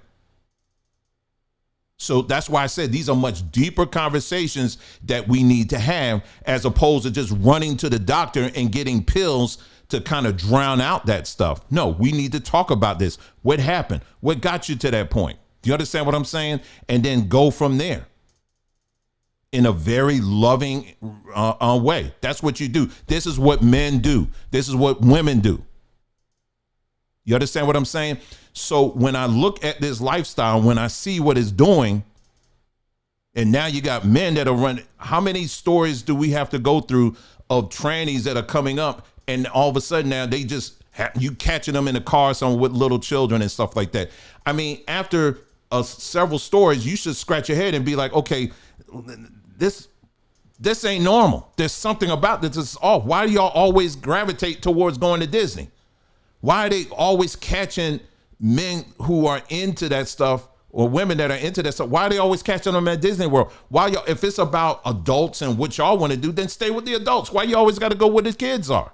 Why you always got to mess around with the little children? And I'm supposed to sit here and try to make it seem like that's normal? Do you understand that the same people that are pushing these policies, they are actually they're starting to push policies now to make it legal for people to have relations with underage children. This is already happening. We did a video about this way back. This is already happening. They're looping all of this in. Do you want to know the history behind the the LGBT flag? We talked about that, the person behind that, and which each color represents. One of those colors represents people who love little children. And I ain't talking about love as in, you cherish them or whatever. I'm talking about having relations with them that is disgusting. And I'm supposed to, as a straight man, I'm supposed to co-sign on that? Bruh, maybe you do need to cut that afro off. But I want to play these two quick videos of individuals who have gone through the process of actually getting transitioned. And I want you to listen to what they have to say on this. And maybe this will give you a better understanding on why you're hearing from black men like myself who are saying, no, we are not allowing this in our families. We're not allowing this in our homes. Okay, so let me go ahead and play this video. This is the first one. It's short. I speak to you today as a victim of one of the biggest medical scandals in the history of the United States of America. At the age of 12, I began to experience what my medical team would later diagnose as gender dysphoria. I was very uncomfortable with the changes that were happening to my body. I was intimidated by male attention, and when I told my parents that I felt like a boy, in retrospect, all I meant was that I hated puberty. My parents were immediately concerned. They felt like they needed to get outside help from medical professionals, but this proved to be a mistake. The gender specialist I was taken to told my parents that I needed to be put on puberty-blocking drugs right away. They asked my parents a simple question: would you rather have a dead daughter or a living transgender son? This was the moment that we all became victims of so-called gender-affirming care. I was fast-tracked onto puberty blockers and then testosterone. I had a double mastectomy at 15. Before I was able to legally drive, I had a huge part of my future womanhood taken from me. I will never be able to breastfeed, and I have massive scars across my chest. Everything that I went through did nothing to address my underlying mental health issues that I had. The drugs and surgeries changed my body, but they did not and could not change the basic reality that I am and forever will be a female. At 16, after my surgery, I did become single. I'm doing better now, but my parents almost got the dead daughter promised to them by my doctors. We need to stop telling 12-year-olds that they were born wrong. Puberty is a rite of passage to adulthood, not a disease to be mitigated. Let them say it. And I encourage you, if you're on TikTok, all you got to do is go on TikTok, do a search for detransition. You're going to find young adult after young adult after young adult after young adult that are sharing these similar stories. This young woman had her breasts cut off. She will no longer, for the rest of her life, she will not know the beauty of breastfeeding a child. That's gone. It's gone. It's taken away from her. It's gone. Oh, she can get, some implants or whatever, but she will never know what it's like to breastfeed a child. And you want to accuse me of not doing my part to protect women? Get all the hell out of my face with that one. Let me play you another video and then we're going to move on.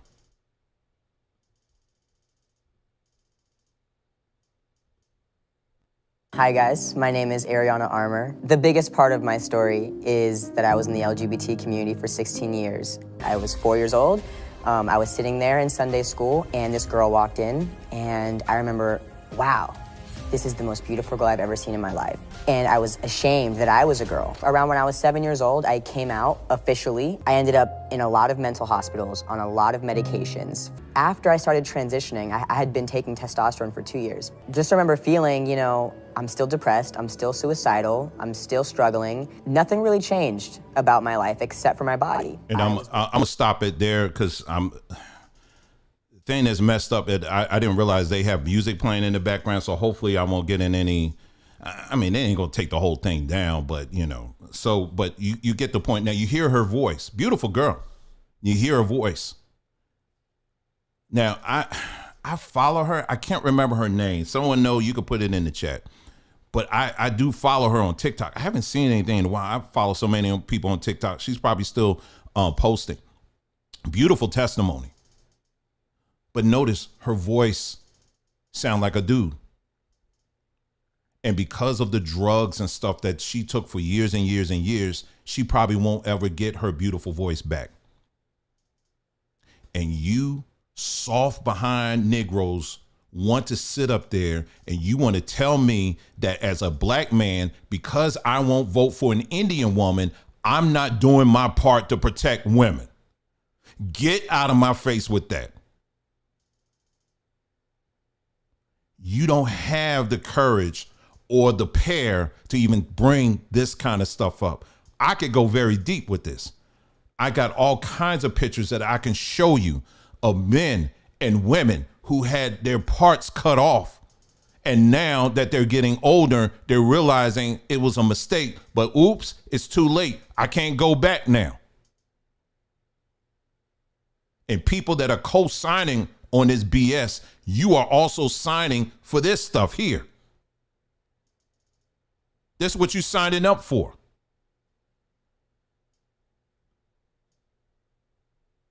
Anyway, let me move on here. Let me let the clowns talk a little bit. I'm looking at my time here. Let me go on. We got black queer folks in our community, in our families.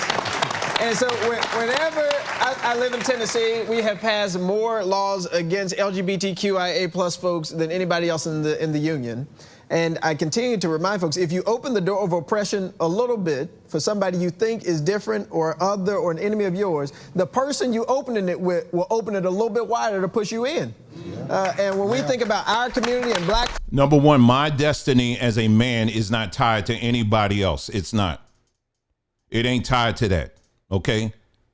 It is not tied to someone who has a choice in what they want to be in life. Because, see, let me tell you something about being a man.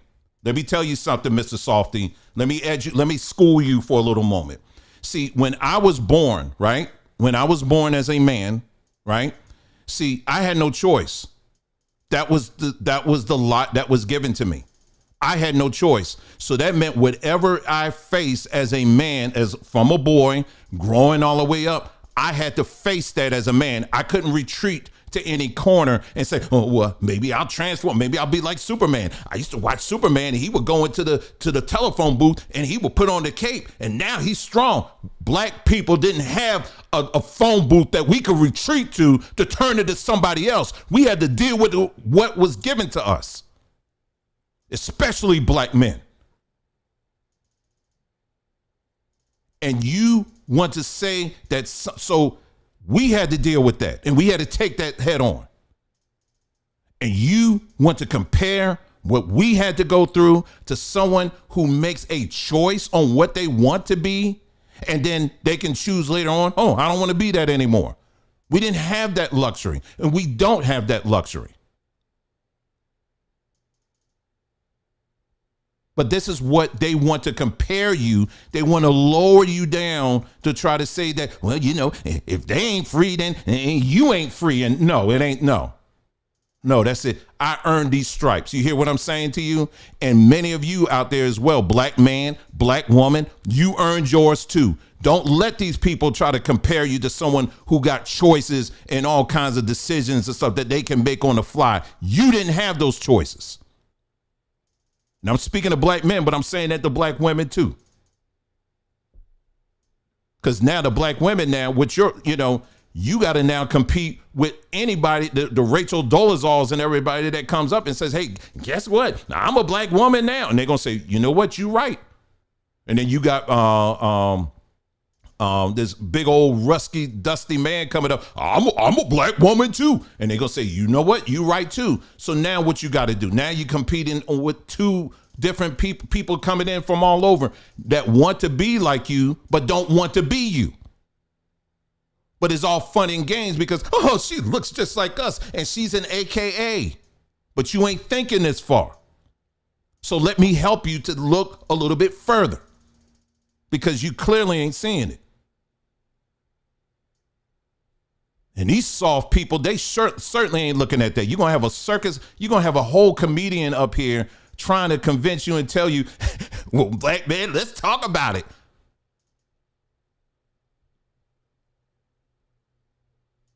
Sit your behind down. Anyway, let me go on. We all in this together. Right. Yeah. Right. You know, what's interesting, we have to understand that our concerns, you know, where we gather at this place is different. At one point, it's illegal for slaves to learn. Now they want to make it illegal to learn about slaves. First, black people couldn't go to the bathroom, then gay people couldn't go to the bathroom. Not true either. We talked about that as well, starting with the state of Florida. If you go to the state of Florida website, you will see that because they're talking about the CRT, critical race theory. I've already talked about this. I've done a couple of videos on this. Critical race theory isn't about banning black history. It is not. It is not. It is not. It is not. If you even go to, what was it, USA Today, and it was another publication as well, they confirmed that it is not. If you go to the state of Florida, because Negroes like to bring that up all the time, if you go to the Department of Education website, like I did, and they will tell you right in there, in the state of Florida, they will tell you that we do teach black history. We still do. That has not changed. As far as books being banned, we don't ban books.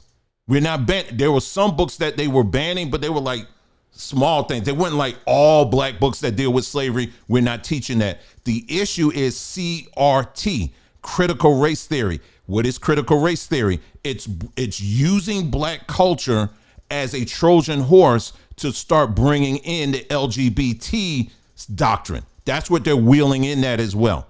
Listen, again, when you look at black history, did you have people who were gay and lesbians or whatever that were part of black history? Yes, that's why it's called history.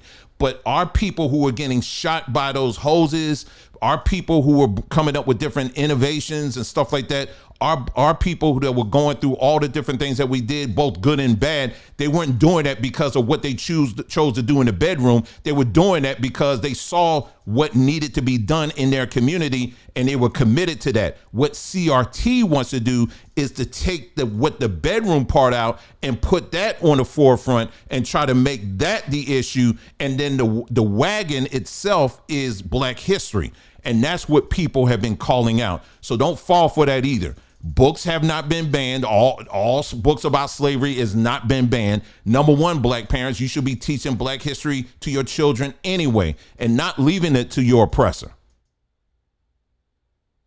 So again, miss me with that, comedian. We've already covered that here as well. Bathroom now, transgender people. What are white people keeping in the bathroom is what I want to know. I got to see what's happening. That's the divide. Whatever we do to let them in the bathroom, it must be a good credit score in there or something. But coming up, we're going to dig into VP Harris's opportunity agenda for black men. More Black Men Summit coming right up. Y'all stay tuned. All right, let me skip here and see. Because I've been on this for a minute here. Let me see, because I think the other one I want to skip on is abortion. But let me just listen what the dimes of truth that this dude is going to. This is a whole waste here. You know what? I'm skipping. I can't take it. I can't take it. He's not worth it. Now you got to start cutting folks. Now you got to start cutting folks because it's a waste of time. It's a waste of time. I'm trying to move on to this other part here because I'm looking at my time here. And, you know, at a certain point, y'all ain't going to watch this whole video because you're going to be, it's too long. Just get to the point. President didn't want to talk about black men or talk down to black men. She wanted to listen to us. No, she didn't. Actually kicked a woman who listens? What? So she kicked off. Where is she at? No, I'm just kidding. So she kicked off these opportunity tours, these economic opportunity tours. Some time ago, she went to Atlanta and to Philly and to Detroit to listen to us, to listen to entrepreneurs, to listen to men that want to own homes, to talk about the wage issue in communities. And from that conversation came this Black Men's Agenda. The Black Men Agenda, you're a liar. The Black Men Agenda, we already looked at it here on this platform. Go back. The so-called Black Man Agenda is the same agenda that they're using for the Puerto Ricans. It's the same agenda that they're using for it was another group, the Latinos, except that the Latinos and the Puerto Ricans, they're getting more specific things than black people are. When you look at the Black agenda that she put together, most of it was already in existence. She just renamed it. That's what happened. She just renamed it. And to boot, ooh, you know what the bonus is that we get, black people, that nobody else get? Oh, we get to grow weed. That's the bonus that we get that nobody else gets. So miss me with that, you're lying. Because these programs that he's talking about, they were already in existence. Let me move on here. Stay with us. The BET Black Men Summit will continue in a moment. You're watching the BET Black Men Summit. Here again, D.L. Hughley. Now I need to hit on another issue that some see only as a woman's issue, reproductive rights. Is this an issue for black men that we should be focusing on? Are Kenny Burns and Vic Mensa hit the streets to find out? You were telling me about your concerns with the next generation, and I'm wondering, does reproductive rights factor into this election for you and your decision making? Oh, definitely. I'm definitely pro-choice. I think a woman should control what happens with her body 100%. I think the reproductive rights aspect makes the choice for who to elect very clear. Someone coming in and say, hey, this is what you need to do with your body. Like, we have never experienced that. And I don't want them to experience that. And we need to stay out of that. I think we also need our government to stay out of those things as well. There's so much I could say here. So how did the woman get the baby in the first place? Your sperm had nothing to do with that. Your sperm literally had nothing to do with that at all. You just laid down, you did your due, and then now you ain't got nothing to do with it. You ain't got nothing to do with it. You ain't got no say so at all. None.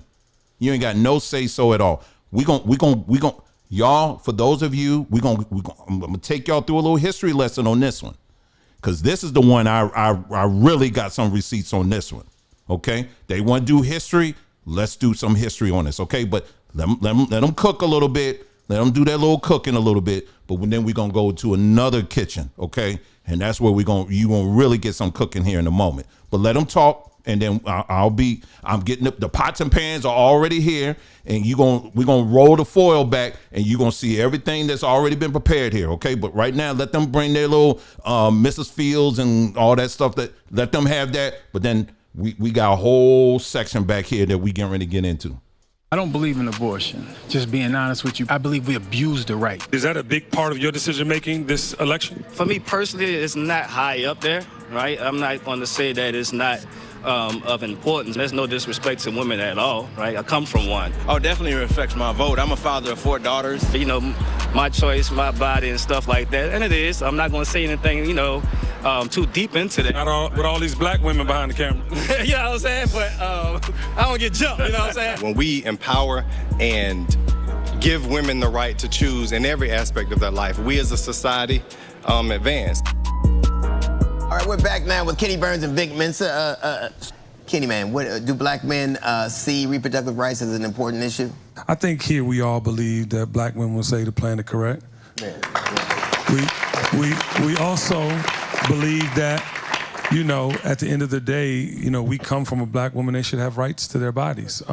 We should not be in control of any woman's bodies. And as far as men are concerned, you know, a lot of young men aren't ready to be fathers. And with this happening, you know, it would put them into a place that they're not ready for. I'm trying to figure out, y'all, I'm still trying to understand this whole argument. Because like I said, again, we'll deal with this. I could do anytime, any day, whatever. I'll be more than happy to deal with this, any platform. When you sit up there as a man and discount your contribution to that baby, I don't care if it was a one-night stand. I don't care what it is. But your sperm took part in creating that. So you don't have any at all. Wait a minute. Let's back up here for a second. Let's back all the way up here for a second. When you think about when someone gets divorced, right? Let's see, you got 2 people that get married, right? And over time, the marriage goes south, it goes bad. Now, the man, he may be, let's say the man is a billionaire, right? And the woman that he chose to marry, she didn't really have that much. Now, when there's a divorce that takes place, if you didn't sign a prenup, by law, the woman is entitled to half of what the man has made on his own without her.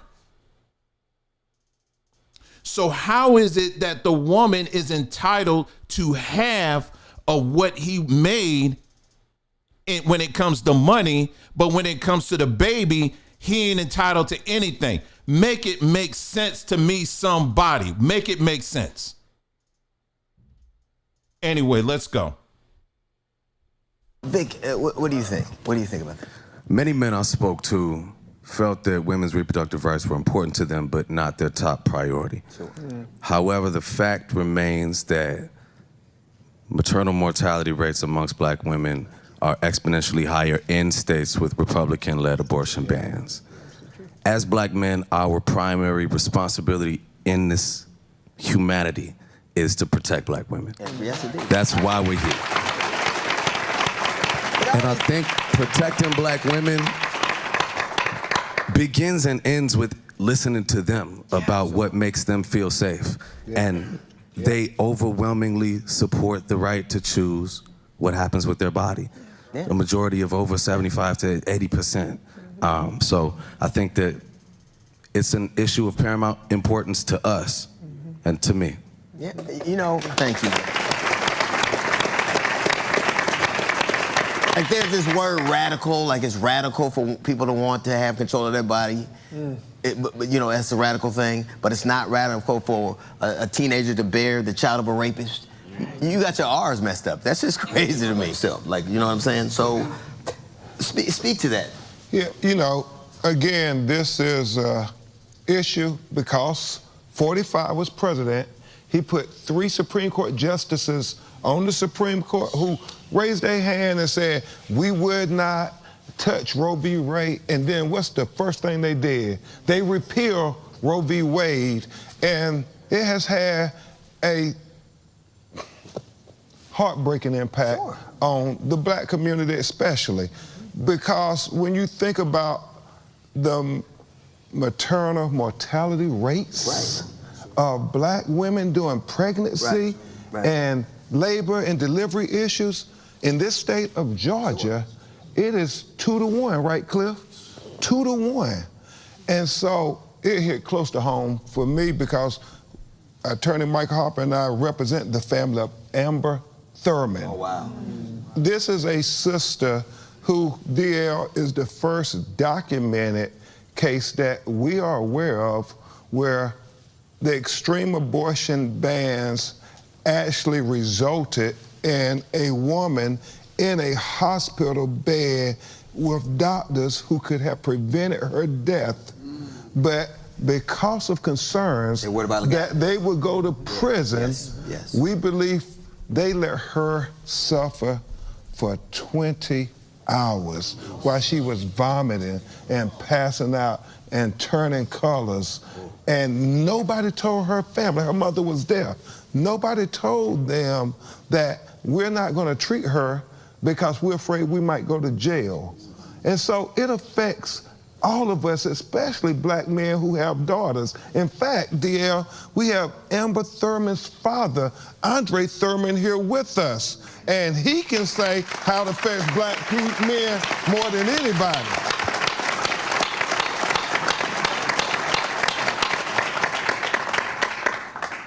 These laws have tremendously affected me.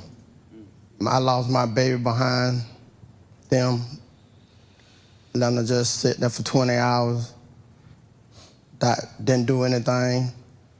Well, I can't thank Kamala for keeping her name alive. Yes. And doing everything that they doing for us. Thanks. Okay. Well, first of all, you know, when you hear about loss like that, that's, you know, loss for anybody that is unfortunate. Okay, so let's be very clear about that.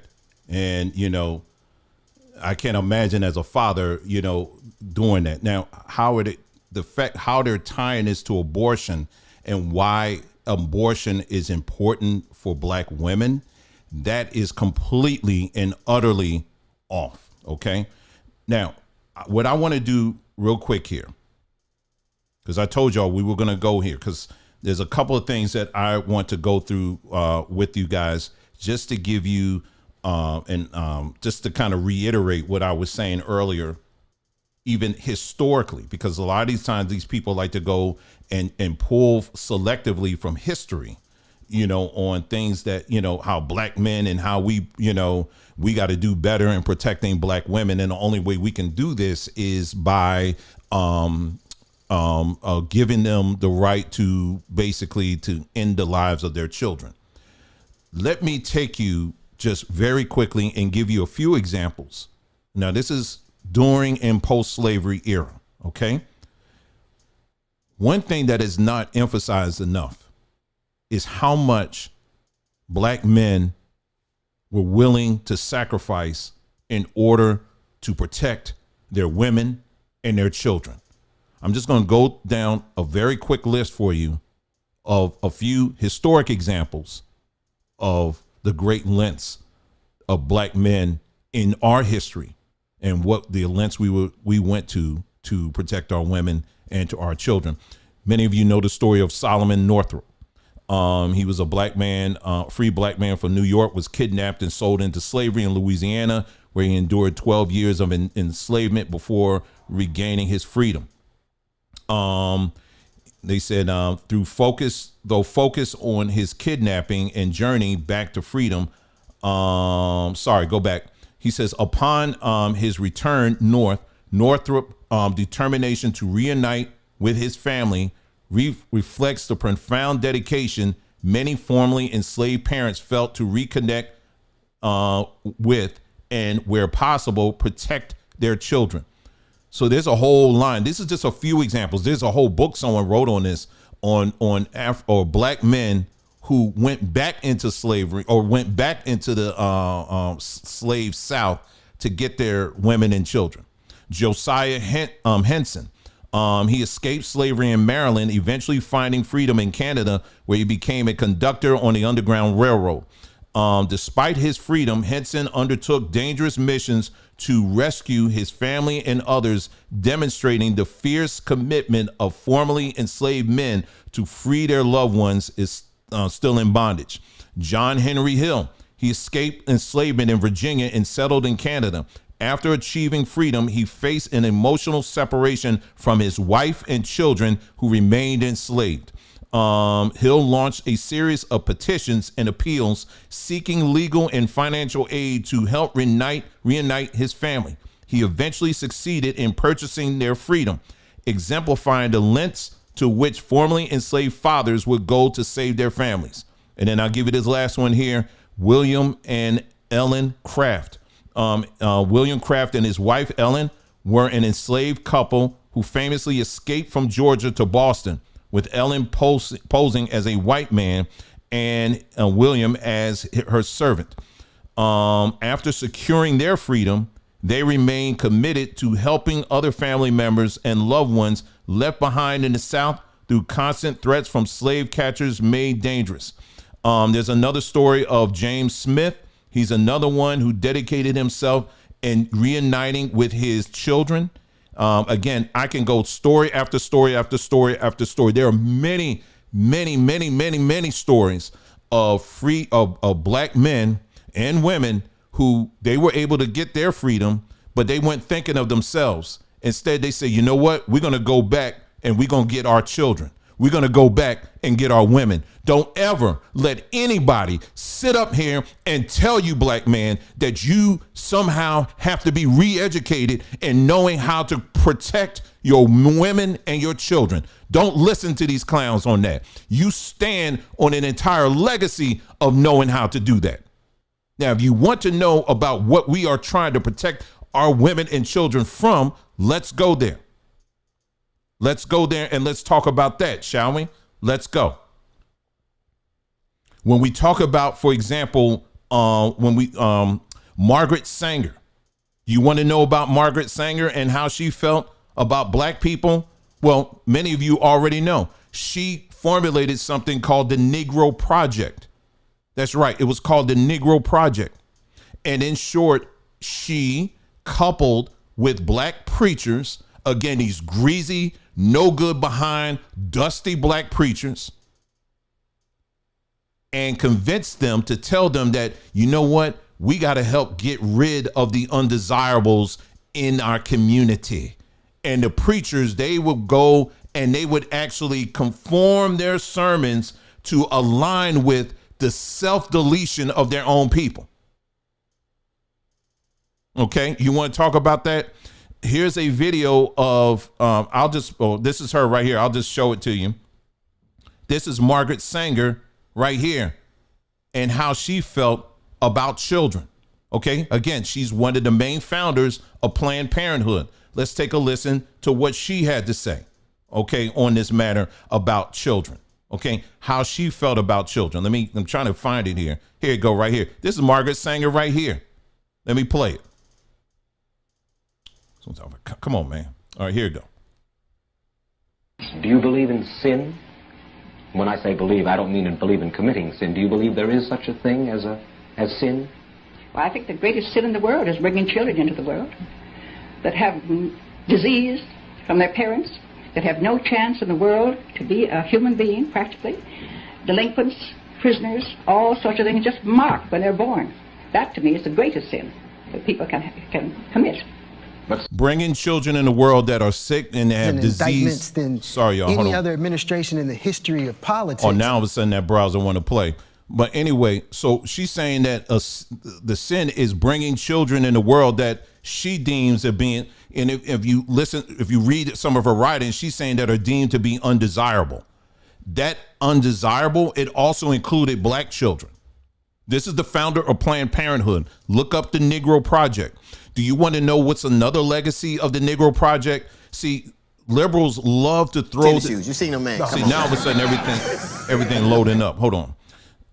Do you want to know what the other legacy is? See, liberals like to love to accuse one side of being Nazis and they're racist and they're just like the Nazis and Hitler and all of that. Isn't this interesting? because the founder of Planned Parenthood, she was part of a movement that was known as the eugenics movement. Okay. The eugenics movement was something that was really took off here in the United States. Do you want to know who sat back and watched and learned about the importance of eugenics and put it in practice? It was Adolf Hitler. It was the Nazis. So you're taking a whole process, a whole procedure of teaching people that you have the right to delete your children.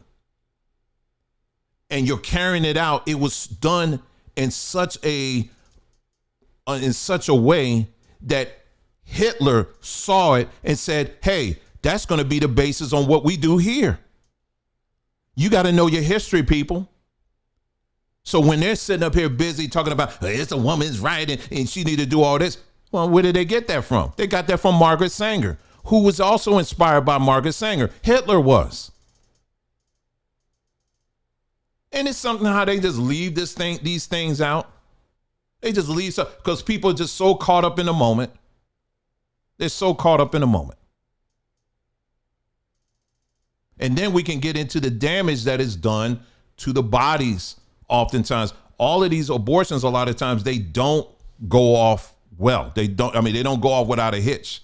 You know what I'm saying? There are abortions that are done that do permanent damage. And I'm not necessarily talking just the body. I'm also talking about the, emotional, psychological. And some of you who may be here this evening listening, you may have experienced that.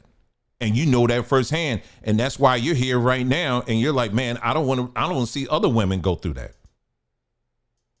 You understand what I'm saying? You know, it's unfortunate, but just know here on this platform, ain't nobody looking down on you. We all make mistakes, some big ones, some small ones. But I'm gonna tell you right now, this man here, I ain't looking down on you. Okay. Cause you, like anybody else, you make mistakes, you know, and you learn from them and then you keep it moving. You know, the fact that you've learned from it and you're trying to help other people, we applaud you for that. You understand what I'm saying? While at the same time, you allow women to be women. You know what I'm saying? But at the same time, that child that's in that woman wasn't created just by her. The man had a part in that. You understand what I'm saying? So men, yes, you do have a say so in these things as well. It may be her body, but what's inside of her is now its own body. You understand what I'm saying? And it was something that both you and her, y'all both created. Speaking of abortion here, can I find that video here? I think I have it right here. This is a woman in, hold on for a second, as soon as I can find it.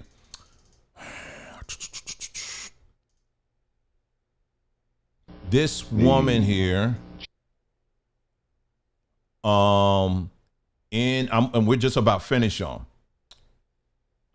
Man, I had it. I don't know where it is now. Hold on. Okay, you know what? I can't, because see, this is another one of those videos that have that has music on it, but I'll just tell you her story, okay? Maybe I'll do that. And then there is a video that I can play that I know doesn't have the music.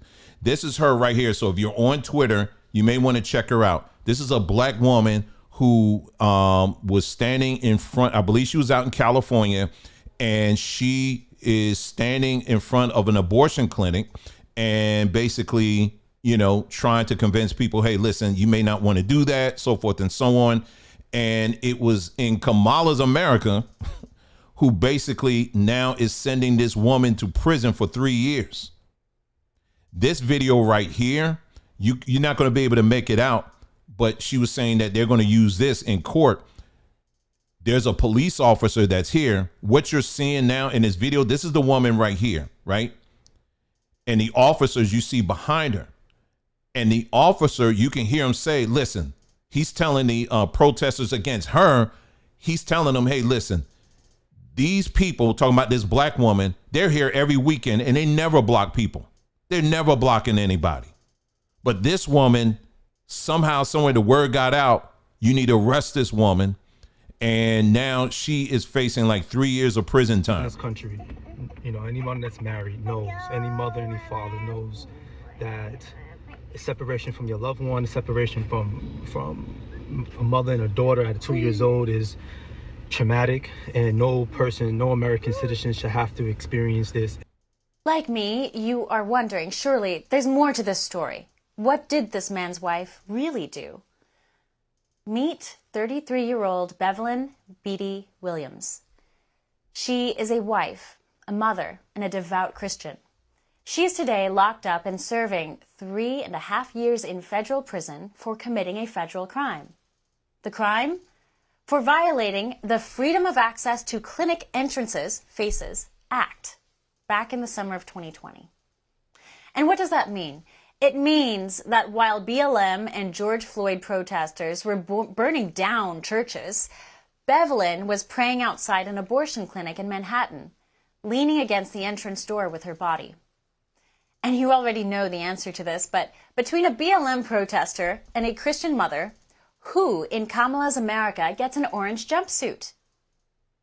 U.S. Attorney Damian Williams of the Southern District of New York proudly announced in July how justice was served, that this mother, wife, Christian, would serve roughly the same amount of time as a man convicted of statutory rape.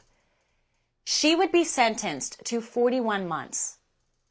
So, but again, we need black people on the inside, y'all. See, that's the key. We need black people on the inside. There's another story that I was trying to find here. There's a black man not related to this, but this is also in New York. This black man is serving time in Rikers, on Rikers Island. He was doing, if y'all heard of 3D printing, that's like you can pretty much make anything with a 3D printer. Like, they use like these types of plastics or whatever. Well, he chose to make guns with it. That's all he was doing. It was his hobby. I don't even know if he was selling it. He was just making it. And somehow the word got out that he was making it, and New York threw the book at him. The judge, who's a black woman, she said that there is no Second Amendment in my courtroom. This is a black woman. She said there's no Second Amendment in my courtroom, and threw his behind in Rikers Island. But we need people that look like us on the inside.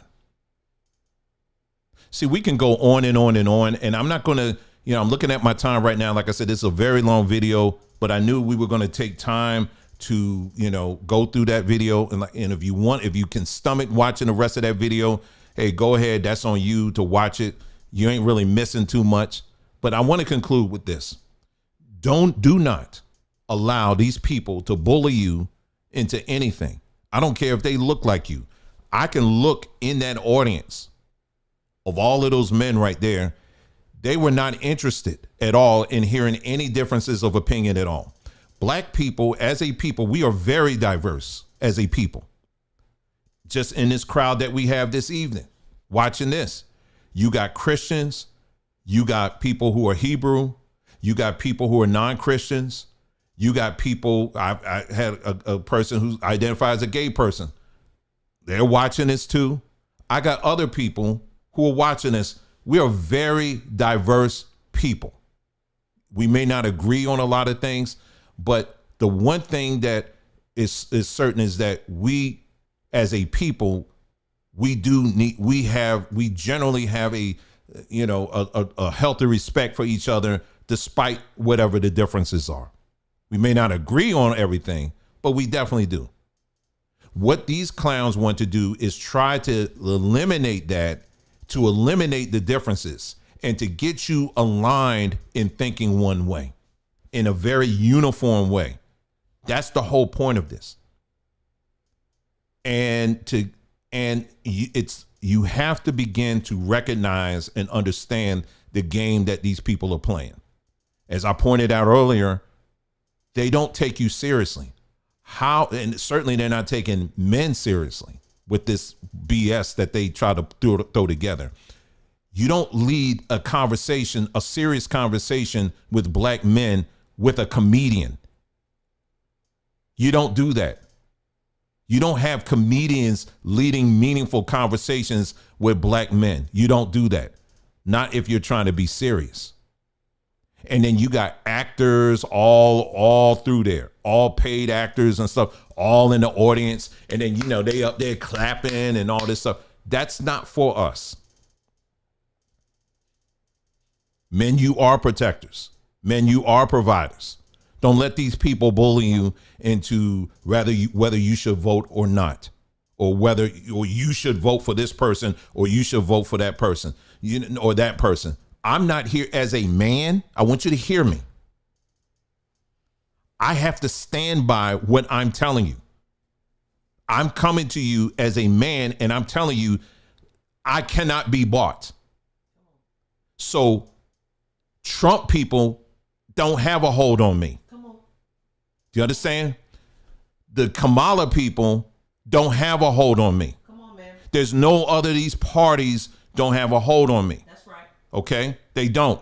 And they shouldn't have a hold on you either.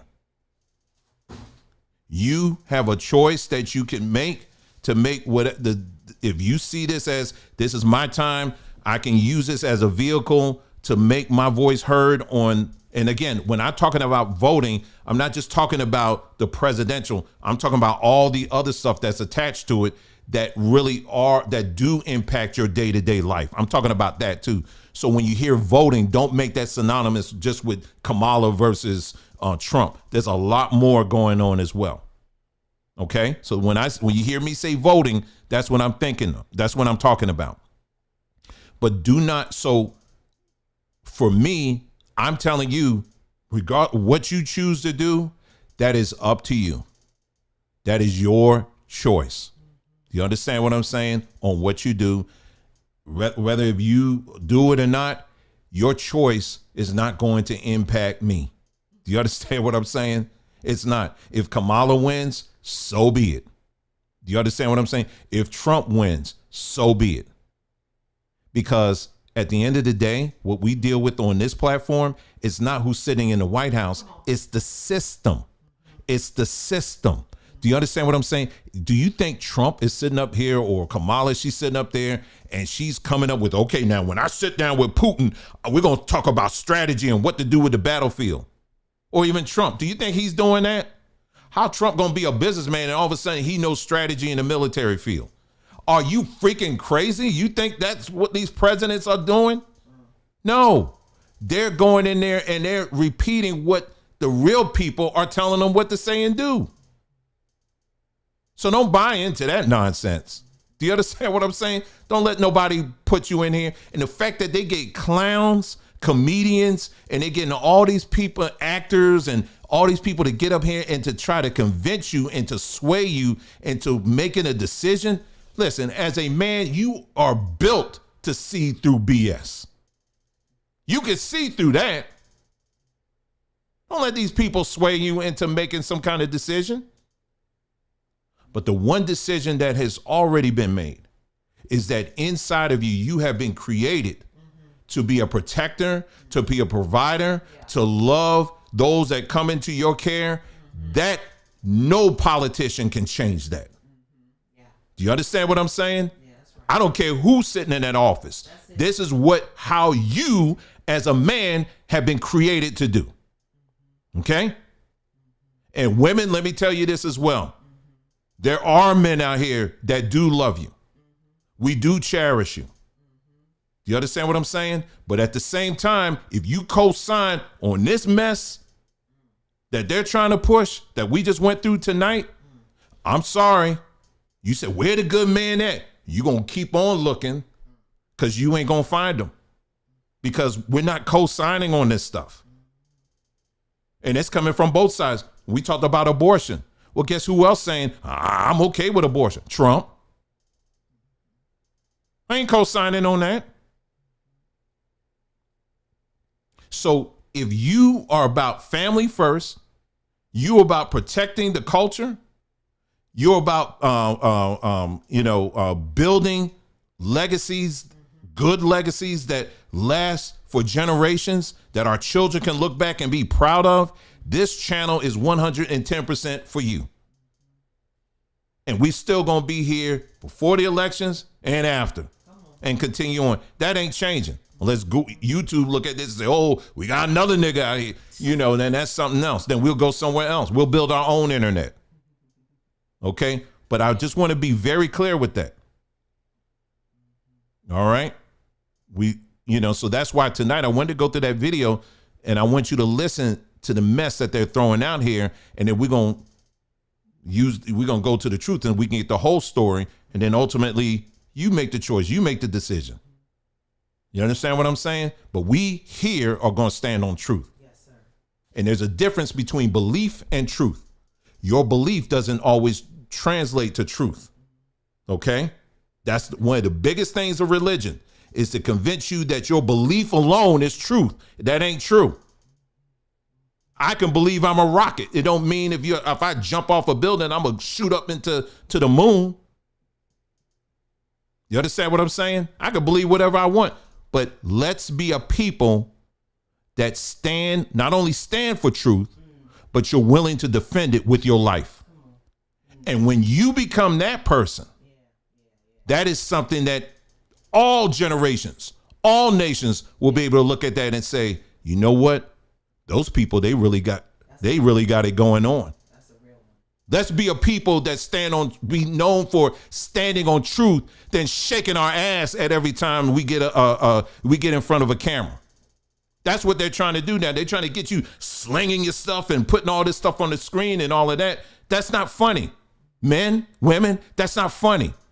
There's nothing turn on about seeing people shaking their behinds on screen. That's not funny anymore. Let's cancel that stuff out. But let's be a people that's known for standing and defending for truth. And when you're that, there's no party that will be able to buy you on anything. You are the ones that tell them what to do, not the other way around. And sadly, I look at some of these men on this thing, I can see that a lot of them, just on how they're communicating and what they're saying, I could tell their upbringing, something was off, because what's just coming out of your mouth is off. I hear missing fathers. I hear bitter men, bitter women. I hear abuse when I listen to these people.